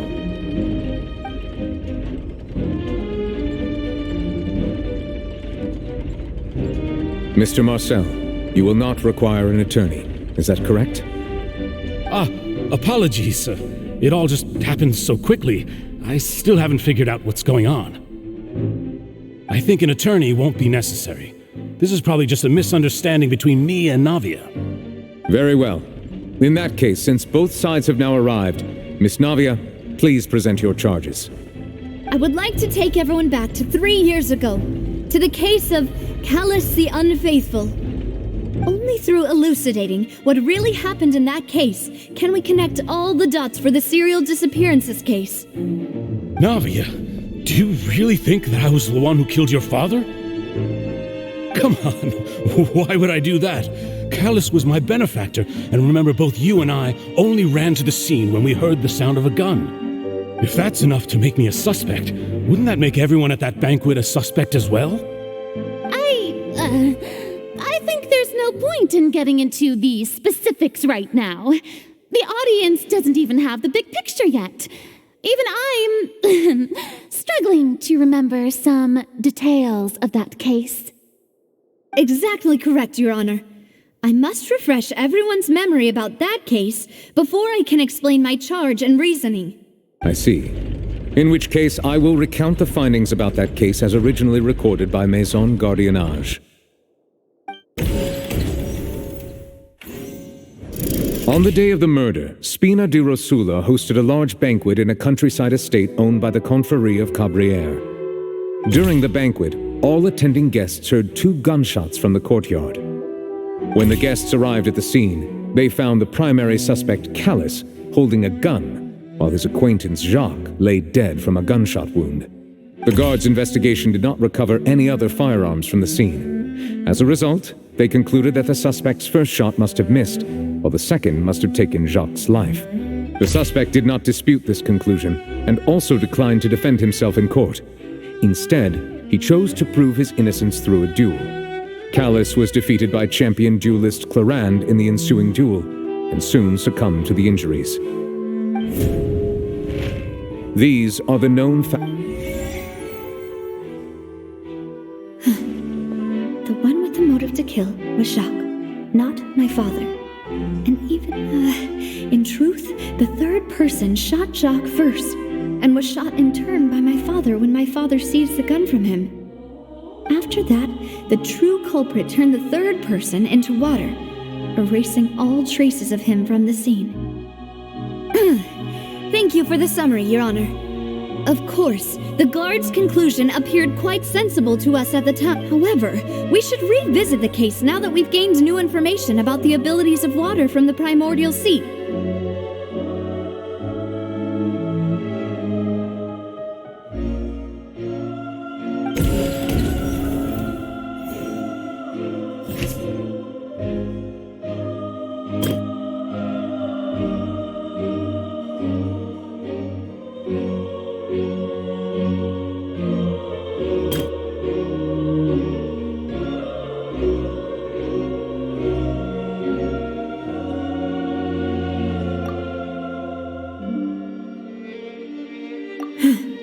Something's not...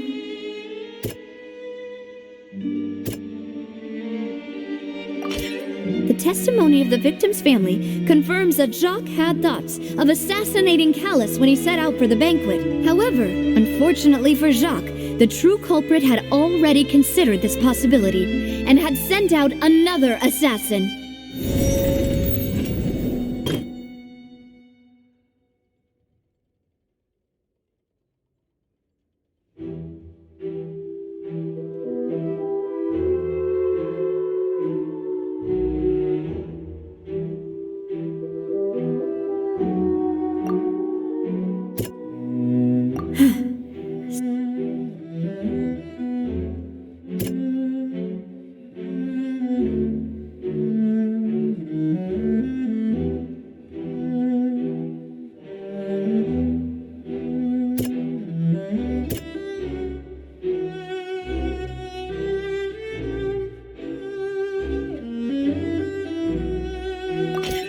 This assassin first shot Jacques, then turned to shoot Callus, only for Callus to wrestle the gun from him and kill him instead.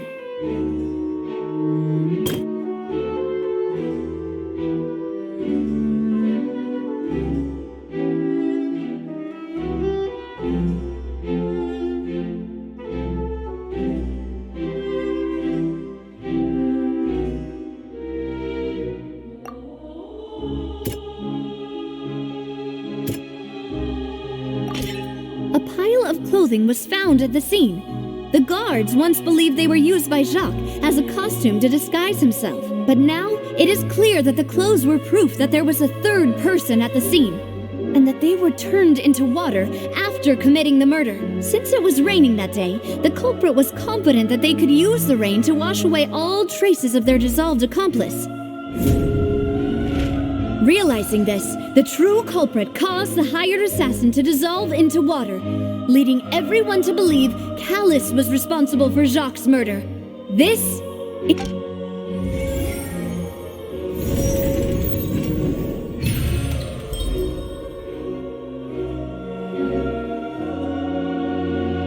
So that's what happened. Wait, you're telling me something as dangerous as water from the primordial sea has been used for all these years? What a great theory. It also explains Callus's and Jacques' respective motives. I guess they didn't shoot each other after all. Mr. Marcel, you are the one being charged with the crime. You should provide a rebuttal if you wish to prove your innocence.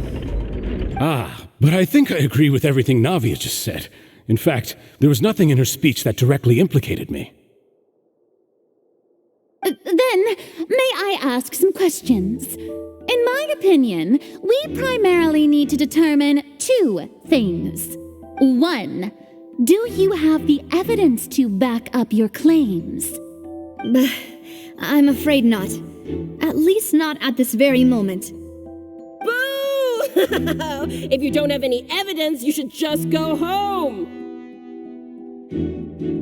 I may not have the evidence with me, but I know where I could go to collect it. If we look up the deserted clothes against a record of people who went missing around the same, we should be able to find a match. Considering the serial disappearances case, the guards probably kept careful records of all missing persons from around that time, regardless of age or gender. That makes sense to me.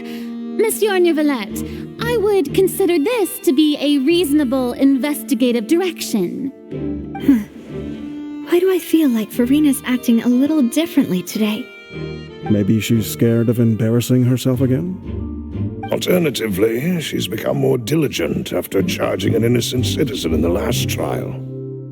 My second question has to do with the ensuing duel.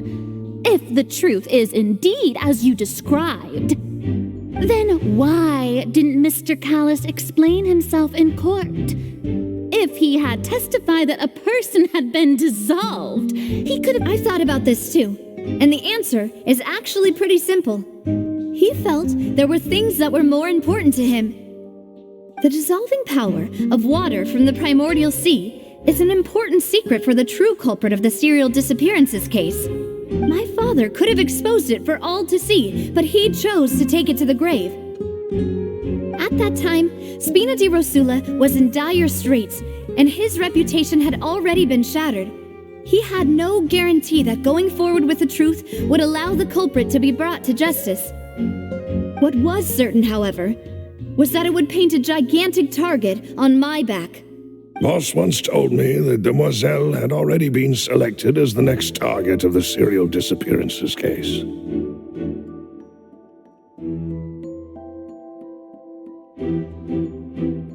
What? If the secret had gotten out, the culprit would have fought an all-out war with Espina right there and then. I wouldn't have been the only one in danger. All of us would have stood to lose our lives. Of course, the guards might eventually figure out the truth of the matter and determine that we were in the right. But what good would that do? How can a hollow verdict protect anyone? Had this opera house ever given my father any kind of confidence in its brand of justice, Spina di Rosula would have had no reason to exist. But by staying silent, we retain the ability to deter our opponents and continue the stalemate. I was able to become Spina di Rosula's president, which made me harder to target, as well as giving me more time to grow and learn. And once I have figured out the truth and stepped up to the challenge, I will do what this opera house cannot, and restore my father's truth and honor back to him. So, you mean to say, your father intended to die in the duelist's ring? That's right. Do you have any proof? Of course. All you need is to ask his opponent, Clarand. I don't need your apology, your guilt, or your support from the shadows. You don't have to do anything for my sake. But since he entrusted his will to you, Clarand, you should tell us the truth about his sacrifice. So, during the duel, did you believe that Callus was intending to die? Yes, I did. As a champion duelist, I've fought many battles and taken a countless number of dishonored lives. In my line of work, I've seen all kinds of people give their all for the faintest hope to continue living. Some were determined, others passionate, and some even manic and twisted. Just one look and I can tell if a duelist is hoping to live or if they're looking to die.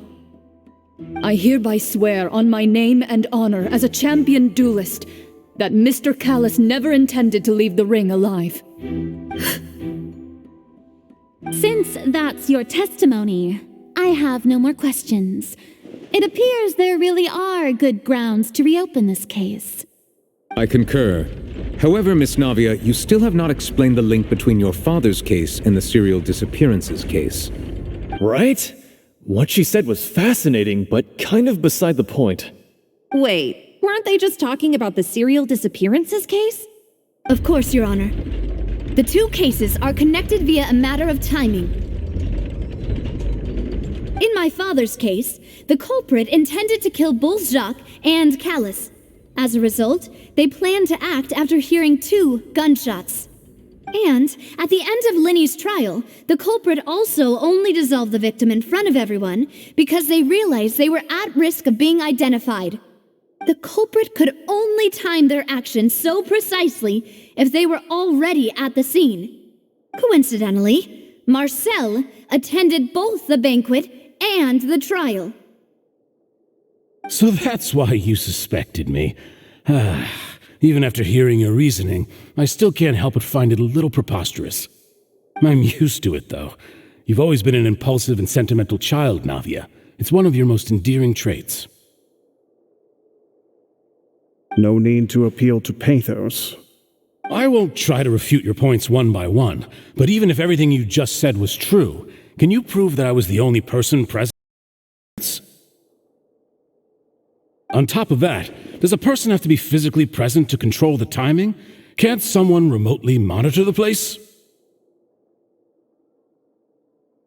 Don't know what she can say to that. You might still think to reduce the list of suspects with some further investigations until I'm the only one left on the list. Alas, who won't feel at least a little hurt by an accusation of murder from a girl you see as your own daughter? But if I were to dismiss this completely, you'd also think I'm not being considerate of your feelings. Ah well, let Uncle Marcel teach you another lesson. Do you know what the biggest flaw in your reasoning is? I suppose you're gonna tell me anyways. It's timing again. I'm a businessman by trade. From that standpoint, there's no reason for me to kidnap young women. It's a high-risk action with nothing to gain. In addition, I left my home in Snezhnaya when I was young to come to Poisson and work in some trade. My business only thrived when I received Callus's patronage. But the disappearances began before I ever stepped foot in Fontaine. I do apologize, demoiselle. This was my mistake. No, it's not your fault. I'm sure he had come prepared. Is there anything else you'd like to say? Would you like to check the date of my first business license against the first known case of the serial disappearances? You can also take a look at my border entry records, or ask my friends and family when I left Snezhnaya for the first time. Could those records and testimonies do something to appease the unspeakable anguish in your heart? Seems like she got the wrong guy. At this rate, Navia will be convicted for falsely accusing him. I think you've done a superb job of dissecting your father's feelings as he neared the end of his life. But aren't you going against all of his wishes and expectations right now? He wished for you to become more rational, collected, and conscientious, instead of dwelling only on your own feelings. Once you've learned to be more considerate of others' feelings and to stop rushing headlong into things, you'd have met most of his expectations. This isn't just about me, and it never has been.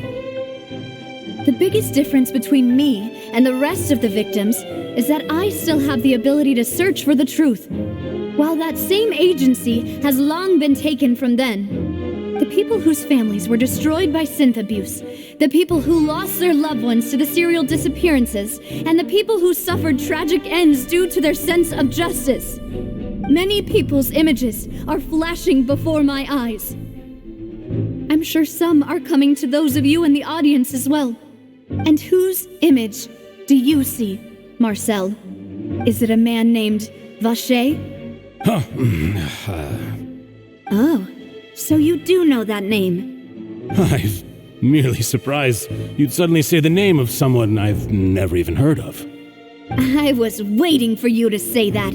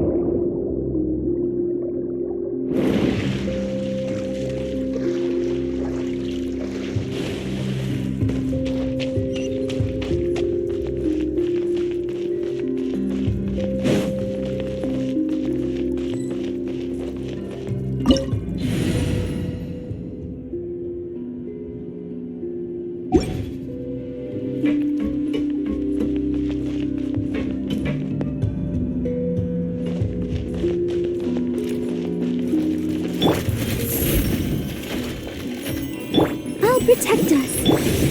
Stay put. Don't blink.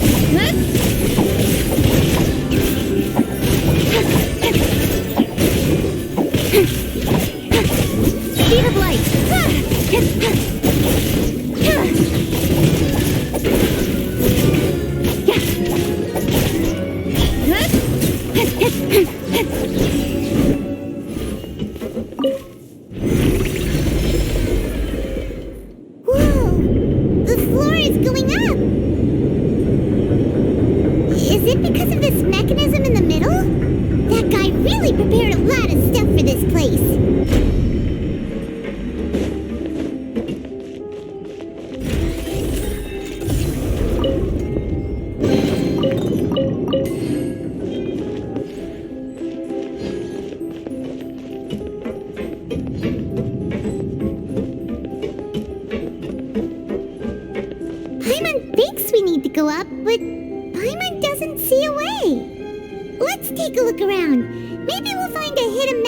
That'll show us the way up.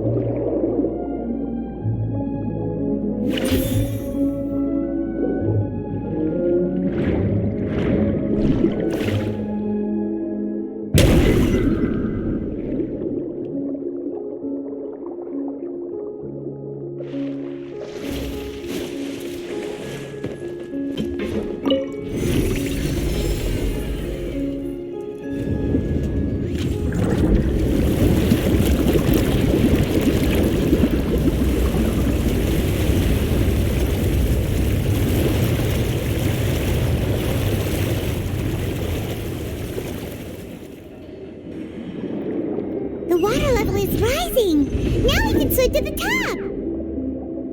But this is still a ways away from where we need to go.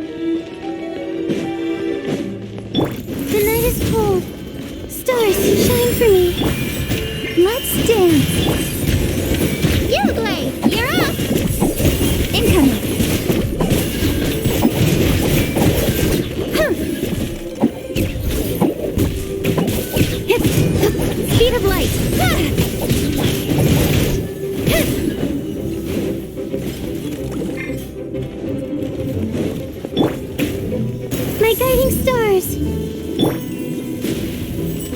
Oh, hi. Let the show begin. Stay put! Don't blink! Hey!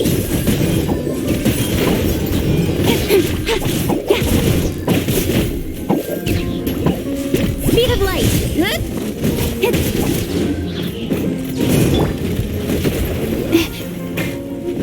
The night is cold. Cold. Mine to command. Oh. Hi.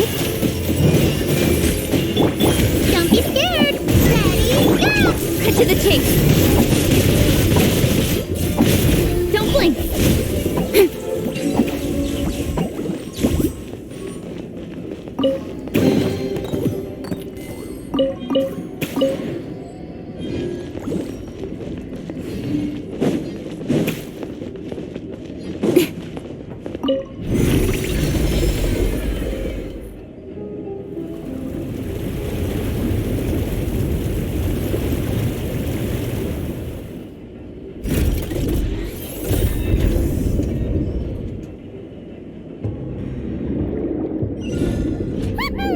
Now the path is clear. Let's go!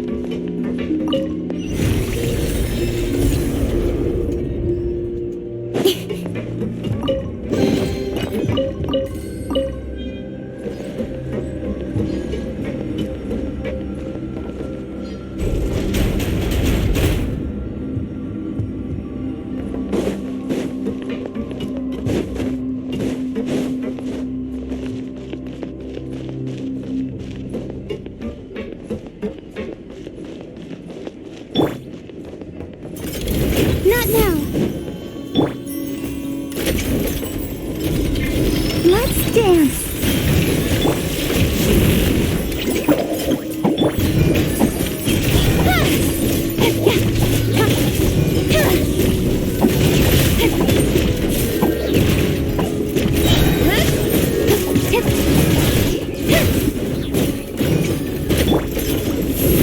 Don't be scared.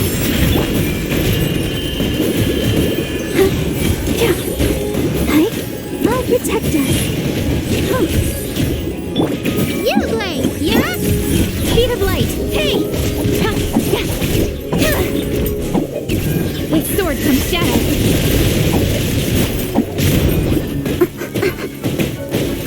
Don't blink!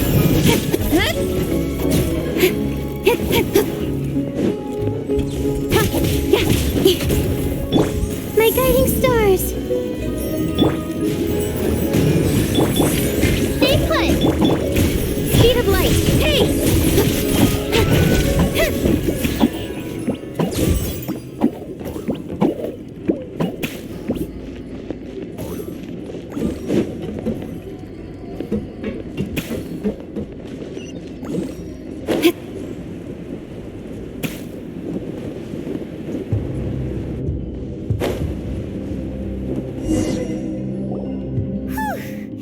After all that, we finally made it to the innermost sanctum. Though, as expected, the mastermind isn't here. That's right. Then let's hurry up and find some evidence so we can get back to the Opera House and help Navia.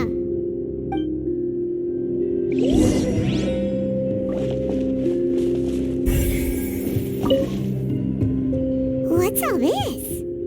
Pink accessories, a hair tie, a necklace, even a makeup box.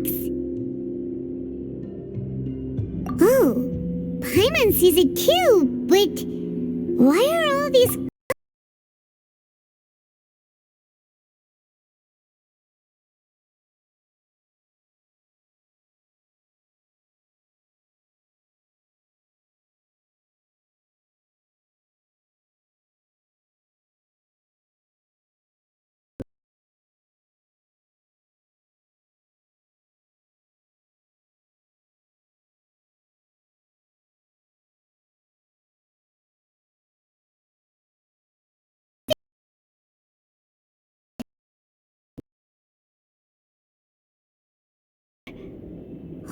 This seems to be an investigation report on him.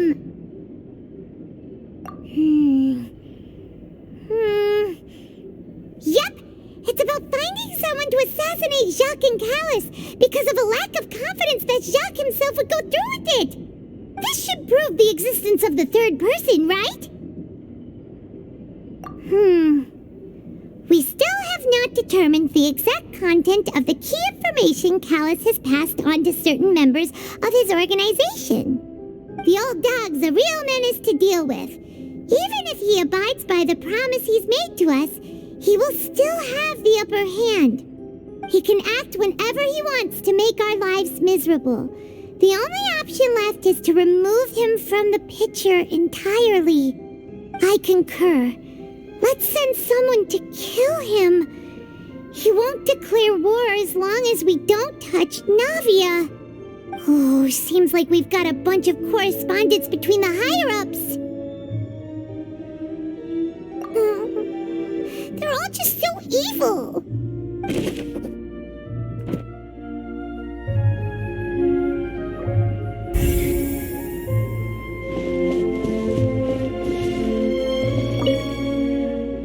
Oh, look! There's an important-looking basin over here, and it's full of water. That means this is where they make all the synth, and that special water is the main ingredient.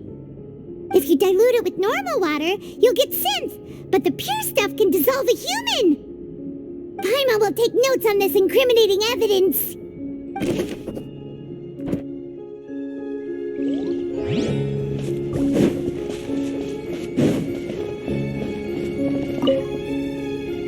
What's this over here? Looks like some kind of place for research. Experiment number 16 aims to verify Jacob Ingold's research conclusions on the primordial sea and use his theory as a foundation to achieve a breakthrough. The experiment was a failure. No individual managed to resurface from the water from the primordial sea. Female specimens 22, 23, and 24 were dissolved. Sorry, Traveler. Paimon will try her best. It's just that Paimon's never read something so scary before. How can someone write something that terrible in such a matter-of-fact tone? You read the rest. Paimon's too scared to keep going.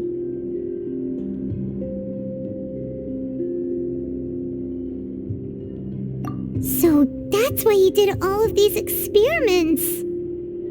Wait. Did he really think he'd be able to find a way just by dissolving people over and over? That's just insane! Huh?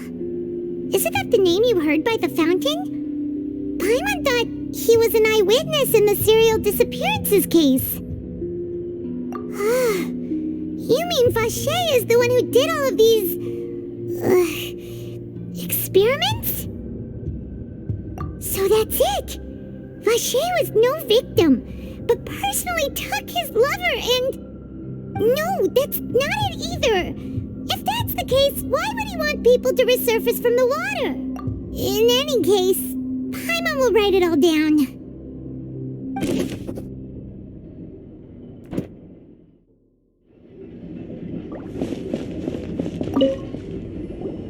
Whoa!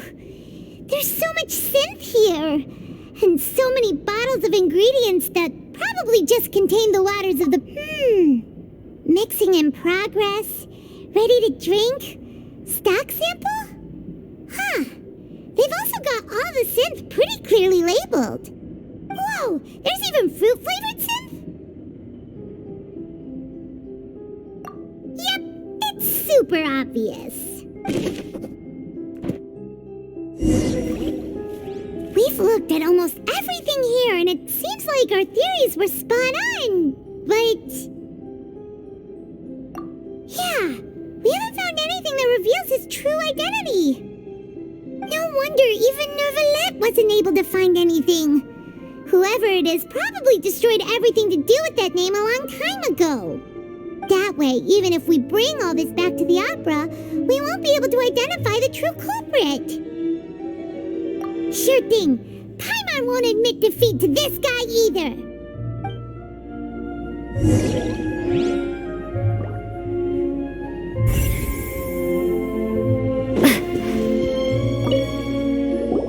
You take that side and Paimon will take this side.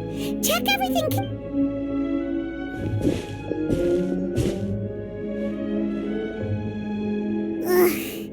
Nothing at all. And Paimon can't even find snacks either. Whoa, really? Let Paimon see. Vignier. Isn't that Vache's lover's name? Then you found her diary. Aw. It's just a normal diary chronicling their love story. She was so sweet, too. Oh, Paimon feels... So many! A whole page's worth! But they're all crossed out. Was she unhappy with all of them? The final name she decided on was... Marcel. Wait, but Marcel's pretty old. Has this case been going on for so long that he's Vache and Vignier's grown son? Hey! Paimon still hasn't figured it out yet.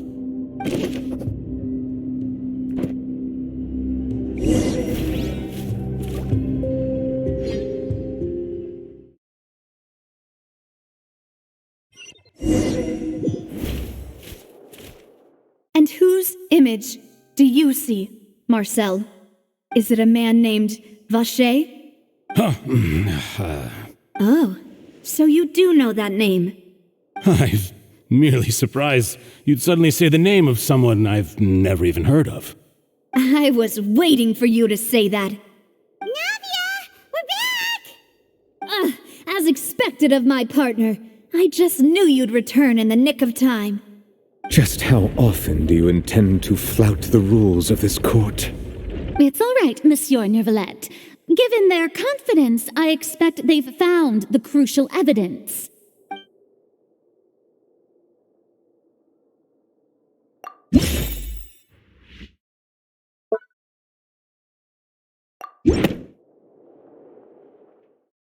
But the truth of it, Marcel, is that you've always been Vache. Huh? We've investigated your lair and we already know everything. After your lover, Vignier, was dissolved, you kept abducting young women to experiment on the hopes of bringing her back to you. You even created Marcel as a new identity and destroyed all records of your past as Vache. So that's it.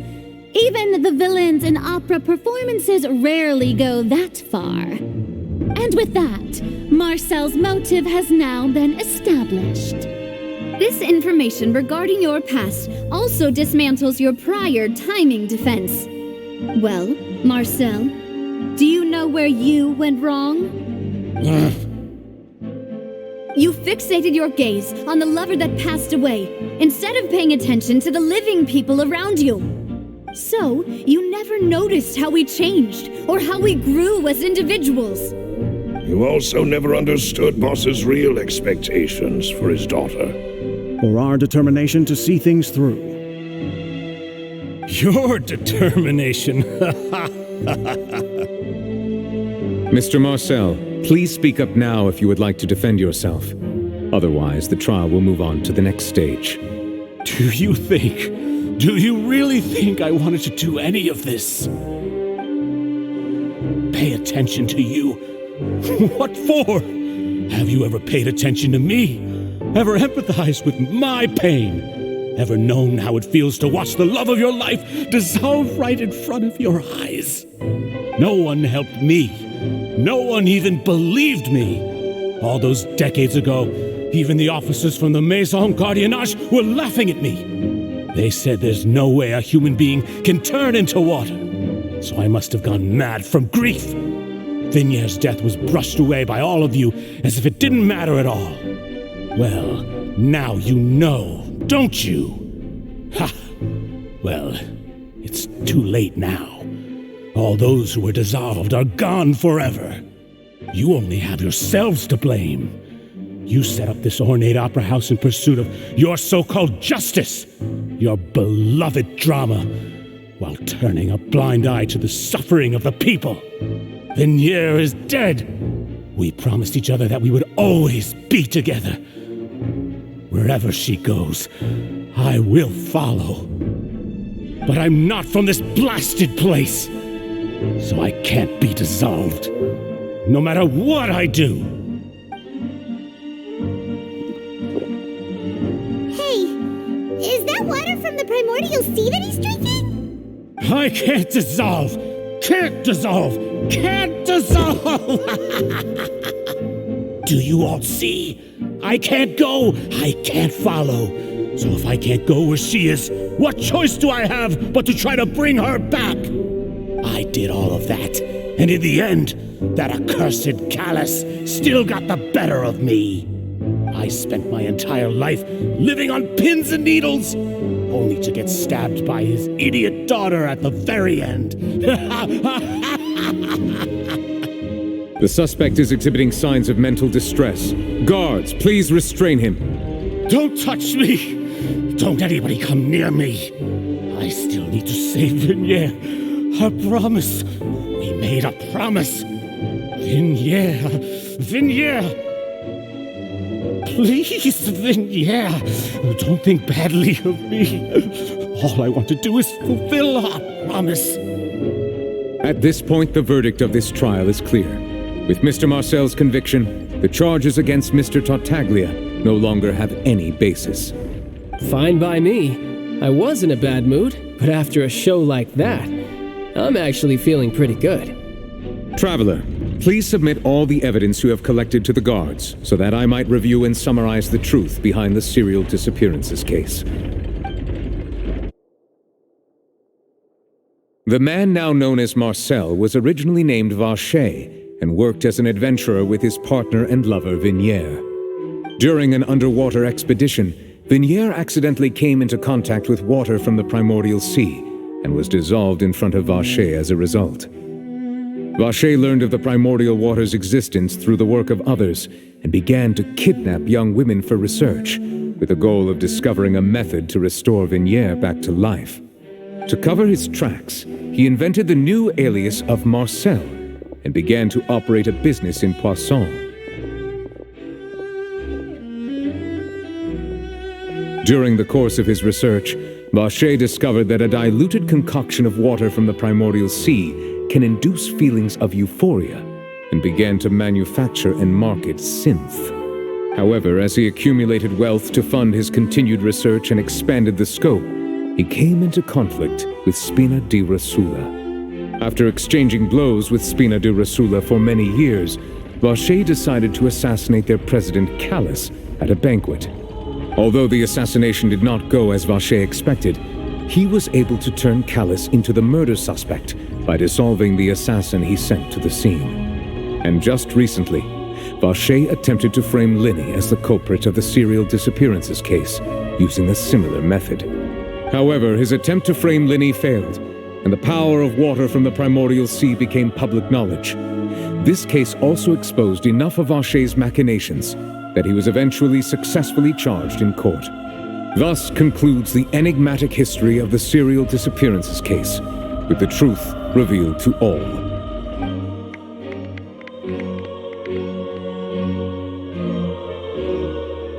The Oratrice will now deliver the final verdict regarding the charges against Mr. Vacher.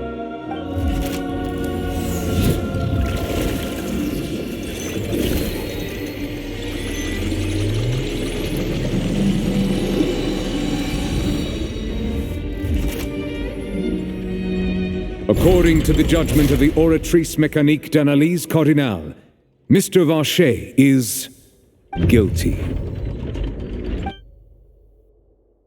Guards! Take Vacher away. Good. It's what he deserves. With that, the serial disappearances case is over now. We really just witnessed history. Who would have thought the true culprit would be such a polite and well-spoken guy? Yippee! We helped Navia bring the bad guy to people, and now he's finally getting what he deserves. Huh? Are you okay?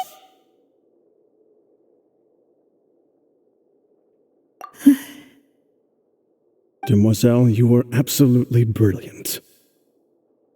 The day our late boss had always hoped for has finally come. You can rest easy now, knowing justice has been served. Yeah. It's finally over. It's all thanks to you guys. And my partner. See, Papa? Spina di Rosula's still doing well with me at the helm. Well now, hasn't this been a most delicious piece of drama? The villain has been caught, justice has been served, past wrongs have been righted, and it's a big ol' happy ending. Since it's been such a great show, I'll just let the false accusations against me slide. Either way, I've still got some business to attend to, so if you'll excuse me... Please wait just one moment, Mr. Tartaglia. What now? None of this has anything to do with me. According to court protocol, since this trial was initiated due to a charge against you, a verdict must also be made regarding the initial charge before the trial can conclude. Oh, come on. Is this really necessary? Haven't you already caught the real criminal?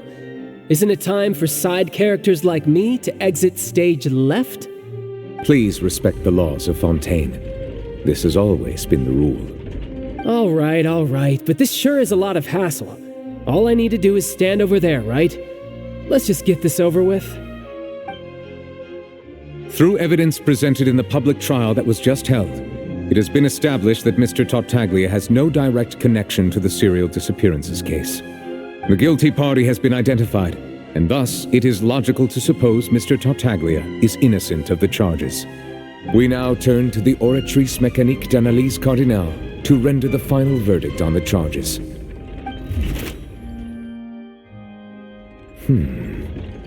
According to the judgment of the Oratrice Mécanique d'Analyse Cardinale, Mr. Tartaglia is guilty.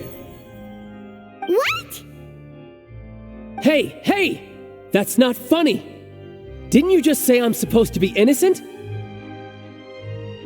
What's with this verdict?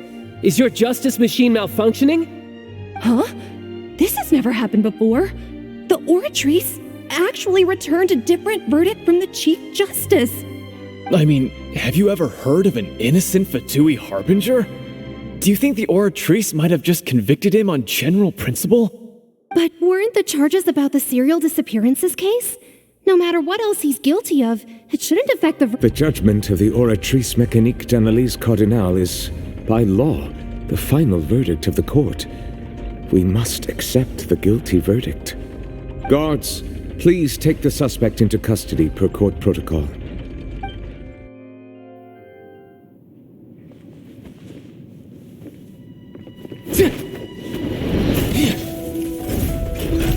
So this is how justice is done in Fontaine. What a joke. You've got your rules. Well, I've got mine too!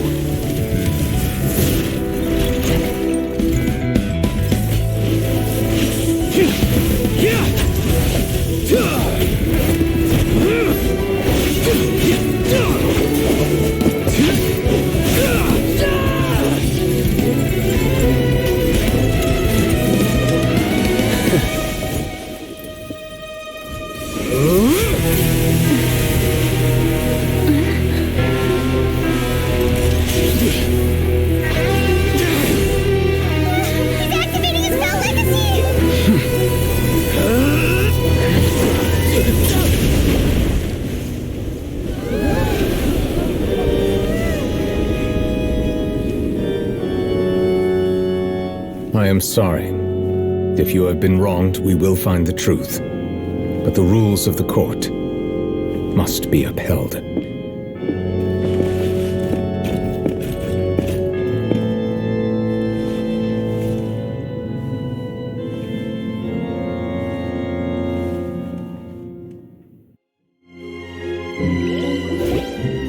Hey, Monsieur Novelette, what's going on? Shouldn't they have been cleared already?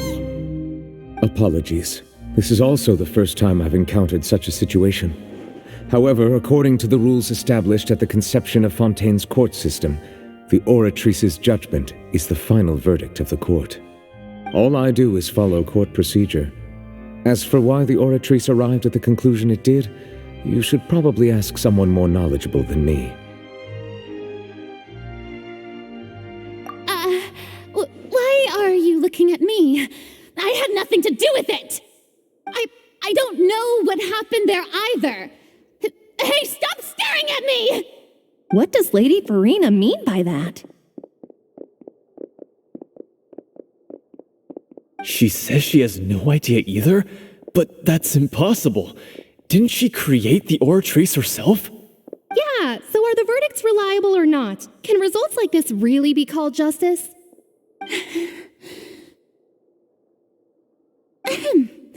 My dearest citizens, did you really think we'd allow an incorrect verdict to be handed out in this court? Did you really believe that the judgment could be mistaken or be the result of some sort of random mishap?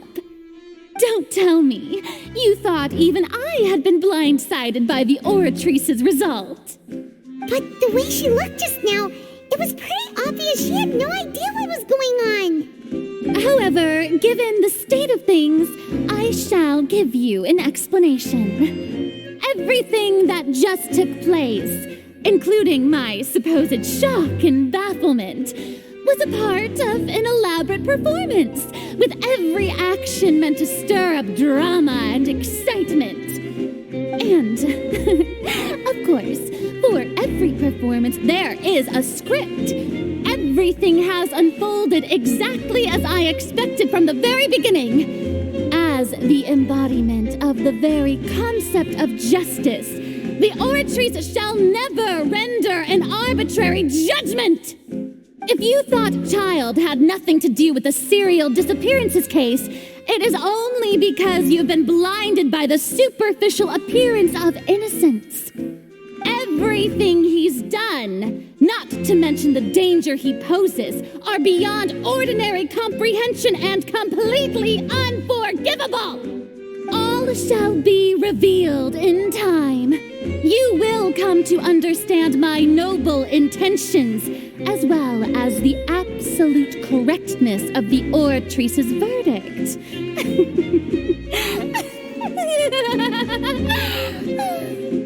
Now, having said that, although I hate to leave things hanging in suspense, it is now time for this performance to end. As the lead actress, I shall be the first to take my leave. Toodaloo! So she chose to make her escape after all, did she? So you're saying we shouldn't put much stock into what she just said? She probably just put on that performance to save face. As for the truth, it's unlikely that she actually has any idea. However, please be assured that I will continue to investigate this case in a personal capacity. Just as I promised, if the judgment has been incorrect, we will do our utmost to clear his name. All right. Even though we feel pretty badly for him, we'll take your word for it for now. After all, he's done plenty of bad stuff, so he should have known he'd go to prison someday, right?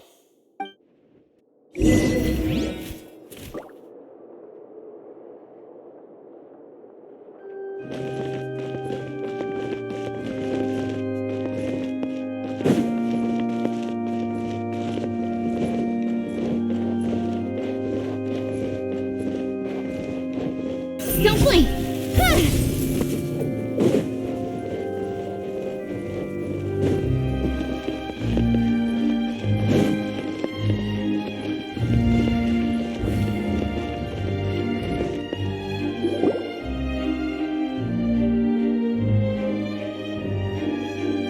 Hey, what are you doing? Quick, stop him!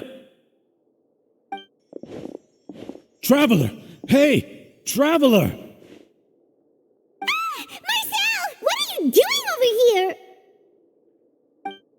Stop resisting arrest! Cease, or we'll add another charge to the list! No, wait! I just want to ask the traveler something. I'm not looking to run away. Please, just let me ask this one small thing. Go on. Thank you. I was being led away when I finally realized something. Where did you first hear the name Vacher? I erased all records of that name. So, unless... Are you still trying to prove your innocence? Give it up. You've already... Really? You did? You're sure? You met her? But how could that be? How did you manage to do it? The Fountain of Lucine? Then she's been so close to me all along. And I just never... Please give me a chance to talk to her again. Just let the traveler take me to the fountain to see her one last time. This is the last request I'll ever make in my life. You can do whatever you want to me afterwards. I don't care. What? Give an inch and you want to take a mile? Do you think serial killers get to make requests like that? Paimon agrees. Why should we give him what he wants when he's only done a ton of super terrible things? This request, is it worth as much to you as your life? Of course! Wait, no. It's worth even more than my life. Humans.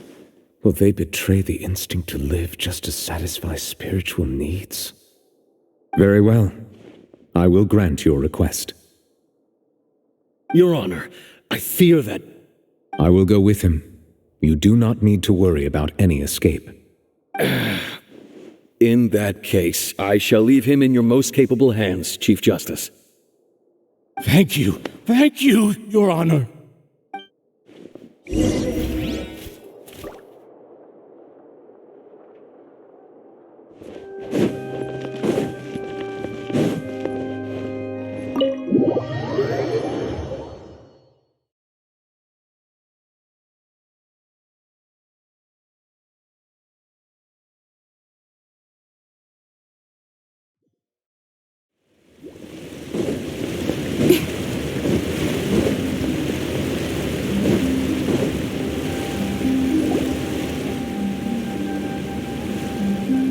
Is this the place? You said she's here, but what do I need to do to see her? Yeah, and even Paimon could hear her after drinking that thing. Didn't you just drink a lot of it on the stage as well? Oh, in that case... Vacher! Ah! Yes, that's it! So you heard it too! Vignier, it's me! It's me, Vacher! Vacher! I'm here! Where are you, Vignier? I'm coming for you. I'm finally here for you. Hey, wait! Be careful! Hey, wait! Vignier, is that you? It's me, Vacher! Vignier! Vacher, why did you come? Didn't I say? You don't need to look for me. You look a lot older than I remember. How long has it been? It's been more than 20 years. I've suffered for over 20 years since the day you left. All this time, only the thought of bringing you back has kept me alive. Nothing else mattered to me. I must be dreaming. Who would have thought I'd get the chance to tell you all of my feelings like this? Vignier, you are my everything. I really don't know how I could live without you. But Vacher, if you ask me, this world would be better off without you. What are you saying? If not for you, I would have finished my law degree and probably become a top-tier attorney one day.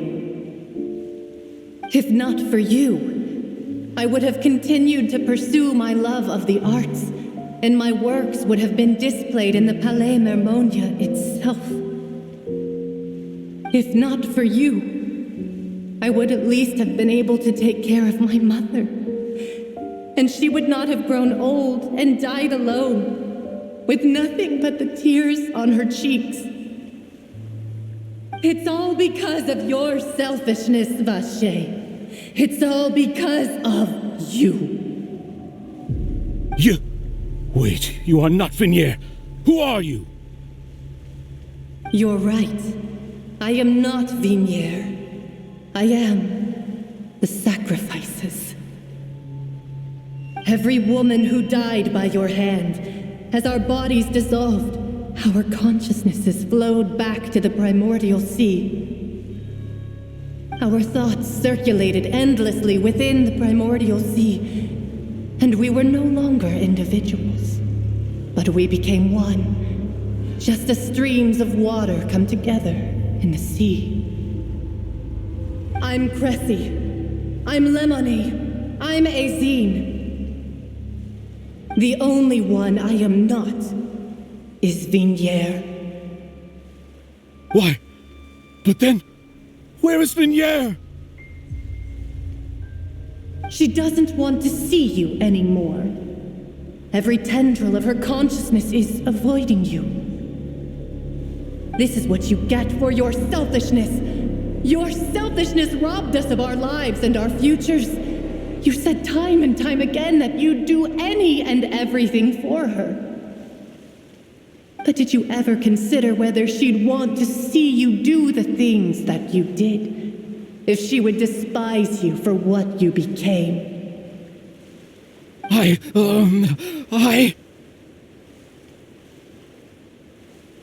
You are a liar, a heartless murderer, and a cowardly narcissist.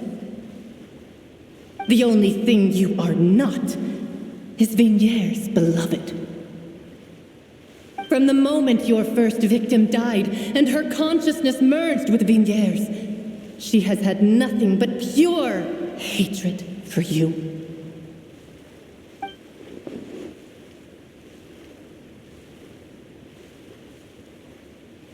No! Vignier! She can't hate me. Let me see her. Please, have mercy. You still don't understand. When I said don't look for me, that came from the real Vignier. She really doesn't want to see you anymore. But on top of that, she also said that because it's her final drop of pity for you. She said that because she knew that if you did come here, we will show no mercy to you. Vache. Vache? Vache? Vache. Vache. Vache. Vache. Drown.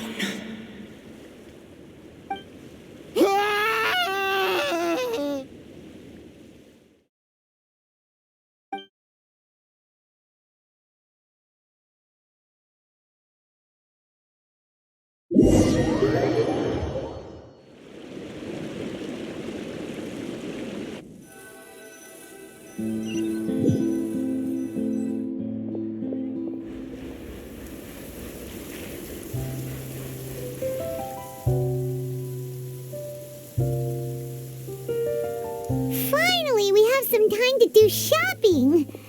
Gosh, it's really been a long time since we've been able to relax. Well met, partner. I knew something great was going to happen when I woke up in such a good mood today. Even this weather can't put a damper on the demoiselle's mood. It's a pleasure to see you both again. Oh, hey, Navia! It's been a few days. Paimon's already started to miss you. Oh, now that I believe. I'm easy to work with and always bring home the bacon. Who wouldn't treasure having a partner like me? Sounds like you're really enjoying life these days, Navia. What have you been busy with since the trial? It's just been one thing after the other. I've been making non-stop trips between Poisson and the courts in Seine. Everyone from Spina di Rosula organized a memorial for my father. We never held a memorial when he first died, since everyone knew that even if we held one back then, no one was going to come.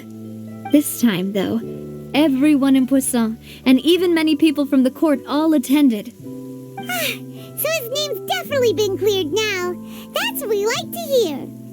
It's been the dearest wish of Demoiselle all along. That blasted stubborn fool. I was right to put my faith in him. I'm so glad I didn't give up on the case all those years ago. Oh, by the way, I ran into Charlotte just after I left the memorial service. Well, maybe it'd be more accurate to say I knew she would be there, and there was no way she'd just let me go. Huh? So you know Charlotte too? The Charlotte? Journalist from the Steambird? Yeah, way back when I first became the president of the Spina di Rosula, she was all over me. Wouldn't take no for an answer. I believe the story was called The True Heart of Darkness, Secret Tales of the Yellow Rose. To be fair, though, it was a really flattering feature. So, we've been on pretty good terms ever since. She was trying to lean on our friendship to get me to do an exclusive piece on the serial disappearances case. Oh yeah, she told us about that. She's always been super interested in that case, so now her wish has finally come true too. Anyway, I told her to make sure that when she writes about you guys entering the opera house with the critical evidence, that you both sound really cool. Now that's another thing to look forward to. We trust Charlotte's skills with a pen for sure. Oh, and in other news, I also took Clarande out for a meal. Oh, are you two on better terms now? While you were investigating Vaché's headquarters, Clarande gave testimony on my father's behalf. It was thanks to her that we were able to turn the tide. I wanted to thank her. I mean, there's also no point in being awkward all the time, so we took the chance to reconcile with each other. Oh, that's great. Paimon also thought Clarande wasn't actually a bad person. It's always good to have more friends. Anyway, now that the case has finally been solved, perhaps it will slowly begin to fade from the public consciousness. Oh, actually, there's still one last thing I need to do. What is it? I should pay a visit to my father's grave and tell him the truth of what happened, as well as how it all ended. And on top of that, just how much people still look up to him to this day. That includes me, too. Miss Navia. Indeed. We want to go too. We also think Callus is a really admirable person. Sure thing.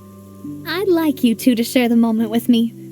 After all, without you, there might not have been such a positive ending. And in that case, everyone, let's be off. Considering the recent weather, we'll be lucky if we can reach Poisson before dark. Yeah, you're right. It's been raining non-stop for a few days now.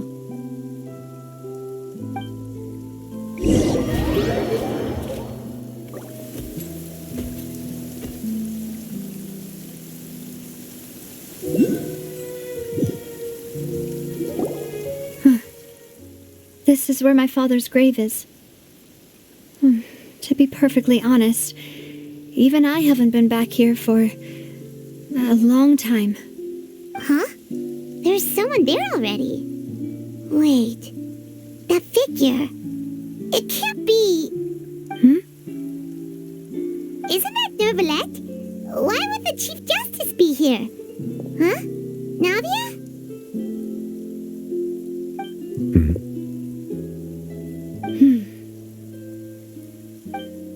My apologies. I should have asked before coming to pay my respects. Don't say that. Sorry about that. Oh, I was trying to say there's no need for you to apologize. I wanted to show my father how much I've grown, but still, I doubt I've grown to the point that even the Chief Justice would feel compelled to apologize to me over and over. In that case, I will stop apologizing for now. You really could use some pointers on understanding human emotions, Monsieur Neuvillette. In any case, Why did you come to Poisson? Well, ever since that day, I've been turning a question over and over in my head. Just what is justice anyway? There was once a time when I didn't want to believe that there could be anything more important to humans than life itself. Oh, rather than that, it's probably more truthful to say I didn't believe humans were capable of resisting the most basic instinct of living things. That they could rebel against their own nature, or consider certain things to be more important than their own lives. Which is also why I didn't stop your father from beginning that fateful duel. I believed that a truly innocent man would never throw away his life like that. That there was nothing, should have been nothing more important than one's own continued survival. But Mr. Callus proved me utterly and decisively wrong. If not for his sacrifice, the serial disappearances case would have remained unsolved to this day. Mr. Callus made the choice he did for his daughter, for his associates, and for many people completely unrelated to him. And in the end, from a certain perspective, one could say that he did it all for the sake of justice. A justice that's higher than life itself. So, you asked me why I came here. I just wanted to say my apologies to Mr. Callus in person. I should have noticed all of this much sooner. This regret has filled me with a sadness that has haunted me for days. That high and mighty chair in the opera Epiclese indeed insulates one from many important things. Spina di Rosula, thank you so much for your hard work and perseverance. I'm sorry for being mad at you before. So, you're actually one of those types that's cold on the outside, but pretty thoughtful on the inside, huh? That reminds me of Silver, one of my guys. Sorry about that. Self-expression is not one of my strong suits. Didn't I just say you don't need to apologize? So Navia and Neuvillette seem to have made their peace as well. Let's not disturb them for now. We can wait till after they're done.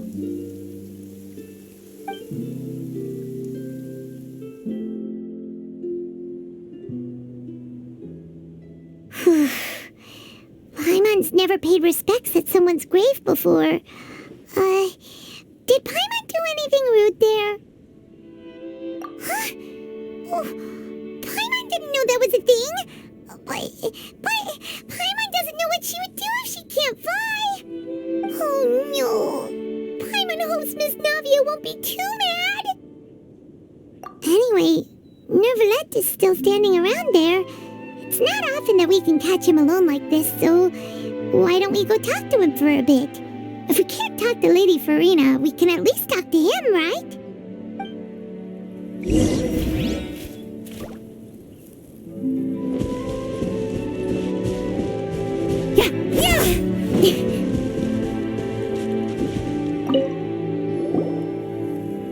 Oh, it's you two. Did Miss Navia invite you to come pay your respects to her father? Mm-hmm. We ran into Navia on the streets today, so we just followed her here. I see. Then is there something that I can help you with? Well, it's pretty hard to run into you like this since you're usually super busy. So we figured we could try to ask you a few questions, if that's okay. Please feel free. Though outsiders, you helped us solve one of the greatest mysteries in Fontaine, and it would be my pleasure to return the favor.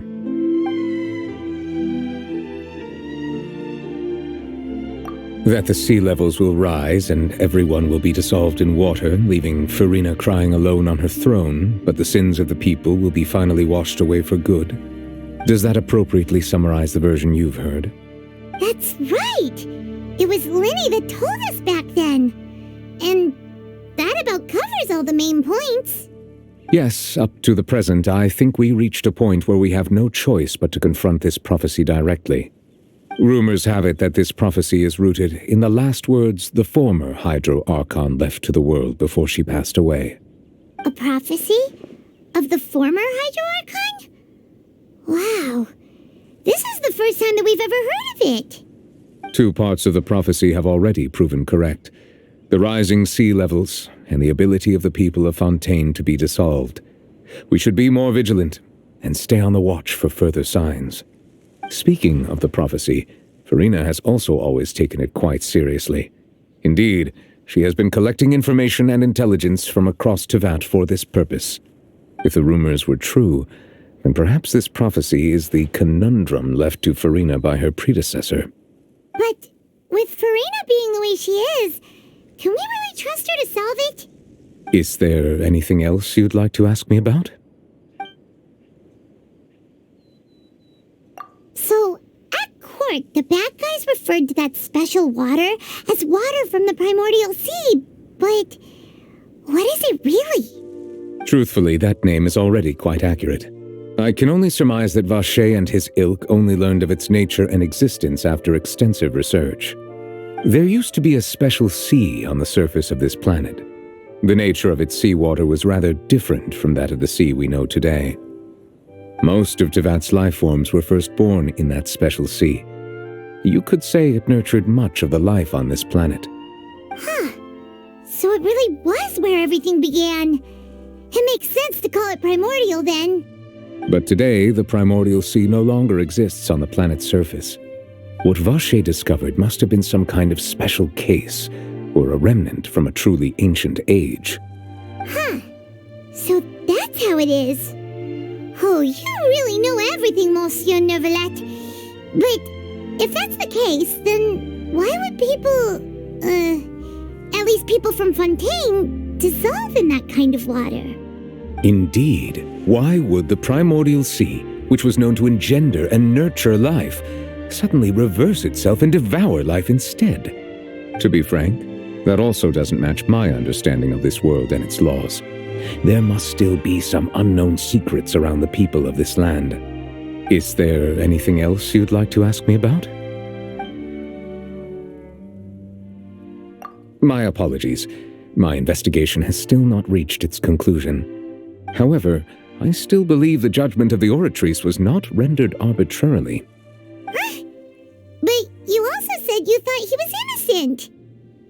For many years, I have been quite aware that the Oratrice does not simply mechanically repeat the verdict that I give on each case. As a divinely created mechanism, the people's unified faith in the concept of justice is integrated into it. Not only can it produce the incredible power of indemnitium, but it likely also possesses other traits, such as self-awareness. Which is all to say, I have been prepared for a situation like this for a long time. Huh. So when Lenny told us that he heard a human voice from the room where the Oratrice's core is stored... I was not aware such a thing had occurred. Perhaps that could serve to prove my conjecture. I will add that to the list of items to investigate. In any case, I am inclined to believe that the Oratrice does have a methodology all its own. We just do not have enough information. Based on Farina's reaction, I doubt even she had any idea what was going on. She managed to bluff her way through it, though, with her time-tested twin tricks of bravado and drama. While we do intend to get to the bottom of this, for now, we regret to say that the Fatui Harbinger will just have to bide his time in the fortress of Meripede.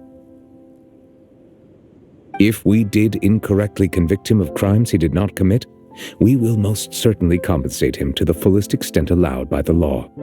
If you ask Paimon, the only compensation he'll want is a no-holds-barred fight with you. Is there anything else you'd like to ask me about? Your sibling, another blonde-haired traveler. I'm sorry, but I've never seen anyone who matches that description.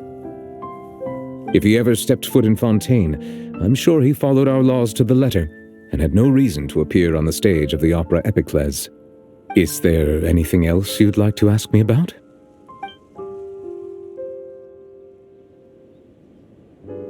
Very well. It was my honor to provide you with what answers I could. I very much enjoyed conversing with you.